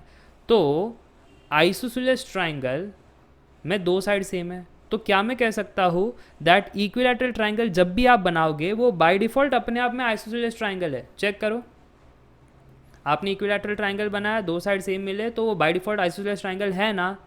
हाँ, यानी जब भी इक्विलैटरल ट्राइंगल बनाओगे तो वो आपको बच्चा मिलेगा आइसोसेलेस ट्राइंगल का। हेंस ऑप्शन 1 इज करेक्ट कि set of all equilateral triangle is a subset of isosceles triangle. Isosceles triangle बाप, इक्विलैटरल ट्राइंगल बच्चा। जब जब बच्चा पैदा होगा वो डीएनए लेगा ही बाप का। ओके, सिंपल सा हिंदी वर्जन मैंने आपको समझा दिया। अब मुझे लगता है कोई दिक्कत वाली बात नहीं, आगे बढ़ते हैं। क्वेश्चन नंबर 8 आपके सामने। If A is the set of positive rational numbers and B is the set of natural numbers, then what is R minus B? ये सब टर्म्स याद है ना? क्यू क्या है आपका? ओ, फ्रैक्शन वाला rational number, N natural number है, क्यू प्लस पॉजिटिव वाला फ्रैक्शंस, और आर रियल एक्सिस है। तो बताओ अब आर माइनस बी कितना है? आर यहाँ पर क्या दिया गया है? R is A is the set of positive rational numbers, ठीक है, and B is the set of natural numbers. तो आर तो बाय डिफ़ॉल्ट हमको मालूम है कि वो रियल एक्सिस वाली कहानी होती है। बी यहाँ पर क्या कहा गया है? Set of natural numbers. Natural numbers तो एन होता है, तो आर माइनस एन की कहानी पूछ रहे हैं। आर माइनस एन की कहानी को ऐसा भी लिख सकते हैं। अब ये जो है ये एक तरीका है इस चीज़ को एक्सप्रेस करने का। ये क्या कहना चाहता है? All numbers belongs to real axis except the natural numbers. ये जो डिवीजन जैसा लग रहा है तो ये डिवीजन तो है नहीं, डिवीजन तो हम ऐसा करते हैं ना, आर डिवाइड बाई एन, है ना? तो ये डिवीजन है, बट यहाँ पर ये डिवीजन नहीं है। देखो ऐसा नहीं, उस साइड में है स्लांटिंग। तो ये बस ये कहना चाहता है एक्सेप्ट। ये चीज़ क्या कहना चाहता है? Except. So real numbers except the natural numbers. So R minus N यानी रियल नंबर्स में से नेचुरल नंबर सब्ट्रैक्ट कर दो, दैट्स इट। समझ में आ रही है बातें? रियल नंबर में से नेचुरल नंबर सब्ट्रैक्ट कर दो, तो ये भी टर्म वही कहना चाहता है। सो ऑप्शन 4 जो है वो करेक्ट है। चलिए, तो अच्छा सवाल था, नोटेशन में खेल लिया। क्वेश्चन नंबर 9 आपके सामने, करो try. Which of the following binary operations defined on the set of integers is associative? कर लिया ट्राई। चलो अब मेरी बारी। एसोसिएटिव यानी ग्रुपिज्म, एसोसिएटिव यानी ग्रुपिज्म। अब यहाँ पर दो दिया है तो दो में क्या ही ग्रुपिज्म करोगे? तो आपको 3 का एक एग्जाम्पल लेना होगा और फिर आपको ऑप्शन बाय ऑप्शन चेक करना होगा, ठीक है? तो 3 का एग्जाम्पल यानी ऐसा, अगर मैं फर्स्ट वाला लेता हूँ तो ए स्टार बी स्टार सी, ठीक है? अब ग्रुपिज्म आप कैसे कर सकते हो? आइदर आप ए बी की जोड़ी बना लो पहले, ठीक है, या फिर आप ये कह सकते हो कि हम पहले जोड़ी बनाएंगे बी सी की। अगर ये दोनों सेम है तो हम कहेंगे एसोसिएटिव है, दोनों सेम नहीं है तो नॉट एसोसिएटिव, राइट। तो अब वो कह रहे हैं जो आपका ये ऑपरेशन है ना, वो ऑपरेशन एक्चुअली ऑप्शन ए यानी ऑप्शन 1 के हिसाब से होगा मैक्स ए बी, वही ऑप्शन 2 के हिसाब से ए का पावर बी, ऑप्शन 3 के हिसाब से 2a प्लस बी, ऑप्शन 4 के हिसाब से a माइनस बी। तो यहाँ पर रख करके चेक करना है कि ये जो ग्रुपिज्म वाला खेला है LHS इक्वल RHS वो कौन सा ऑपरेशन करवा करके दे सकता है। तो हमने स्टार्ट किया ऑप्शन 1 से, तो ऑप्शन 1 से हमने स्टार्ट किया, सब्स्टिट्यूशन करा, ठीक है। ये जो ABC है इसको हमने रखा 1 2 3, सो 1 स्टार 2 स्टार 3 स्टार। तो हमारा LHS यहाँ पर है कि 1 2 को ग्रुपिज्म करवाया है, RHS है कि 2 3 को करवाया। अगर ये LHS RHS सेम है तो एसोसिएटिव है, नहीं सेम होगा तो नॉट एसोसिएटिव, राइट। तो अब जब हमने LHS को देखा तो क्या मैं ऐसा कह सकता हूँ कि ये हमारा A स्टार B की तरह दिखाई दे रहा है, और जब भी A स्टार B ऑप्शन 1 को देखे तो वो कहता है max of A comma B। अच्छा, तो मैक्स ऑफ 1 स्टार 2 कॉमा 3 ऐसा ही होगा, max of A comma B। अब दोनों में कौन बड़ा, तो वो जानने के लिए मेरे को इसका नंबर खोजना पड़ेगा। इसका नंबर कैसे खोजे, वही वापस से ऑपरेशन लगाओ कि जब जब A स्टार B होगा तो वो किसके बराबर है, max of A comma B। तो इसका मैक्स ऑफ करके देखो, मैक्स ऑफ 1 कॉमा 2, तो दोनों में कौन बड़ा, 2 बड़ा है ना, दोनों में कौन बड़ा, 1 कॉमा 2 में से 2 बड़ा। सो 2 कॉमा 3 में कौन बड़ा, फिर फाइनली 3 बड़ा, तो आंसर आया 3। अगर यह ऑपरेशन समझ में आया है LHS के लिए, वैसे ही हम करेंगे अब RHS के लिए कि अब ये होगा A और ये होगा B। So A star B का ऑपरेशन होगा max of A comma B, फिर अगेन इसमें A स्टार B का फॉर्म है, इसका हो जाएगा max of A comma B। इसमें कौन बड़ा, 3 बड़ा, 1 कॉमा 3 में कौन बड़ा, 3 बड़ा। LHS RHS आया, बात खत्म, ऑप्शन 1 इज करेक्ट। क्लियर, चलो आगे बढ़ते हैं। क्वेश्चन नंबर 10 आपके सामने, करो try. The set x belongs to real axis x is not equal to 1 is A या N, union of 3 disjoint open intervals, union of 4 disjoint open interval, union of 2 disjoint open interval। तो अगर ध्यान से देखें तो आपने कहा real axis पूरी ले लो और x जो 1 है वो नहीं होना चाहिए। अगर 1 नहीं होना चाहिए तो -∞ से 1 तक जाने वाला एक सेट है, फिर 1 के आगे से +∞ जाने वाला सेट है। तो -∞ to 1 ये कहना चाहता है 1 से ∞, राइट। और ये दोनों डिसजॉइंट है, तो अगर इसका यूनियन कर ले तो ये आपका फाइनल जो सेट का आंसर है वो हो जाएगा। तो ये हमारा फाइनल आंसर है। सो यूनियन ऑफ 3 डिसजॉइंट था क्या, नहीं। यूनियन ऑफ 4 डिसजॉइंट था क्या, नहीं। इंटरवल, नहीं। Union of 2 disjoint open interval, yes. देखो ओपन है ना, ओपन, क्लोज नहीं है। क्लोज्ड होता तो ऐसा होता, क्लोज्ड अगर करना होता तो क्लोज नहीं है क्योंकि 1 को कंसिडर नहीं करना है। हेंस ऑप्शन 4 जो है वो सही है। इसी के साथ आपके PYQs हो जाते हैं समाप्त। I hope you enjoyed the question series and the formula list. आज के लिए बस इतना ही।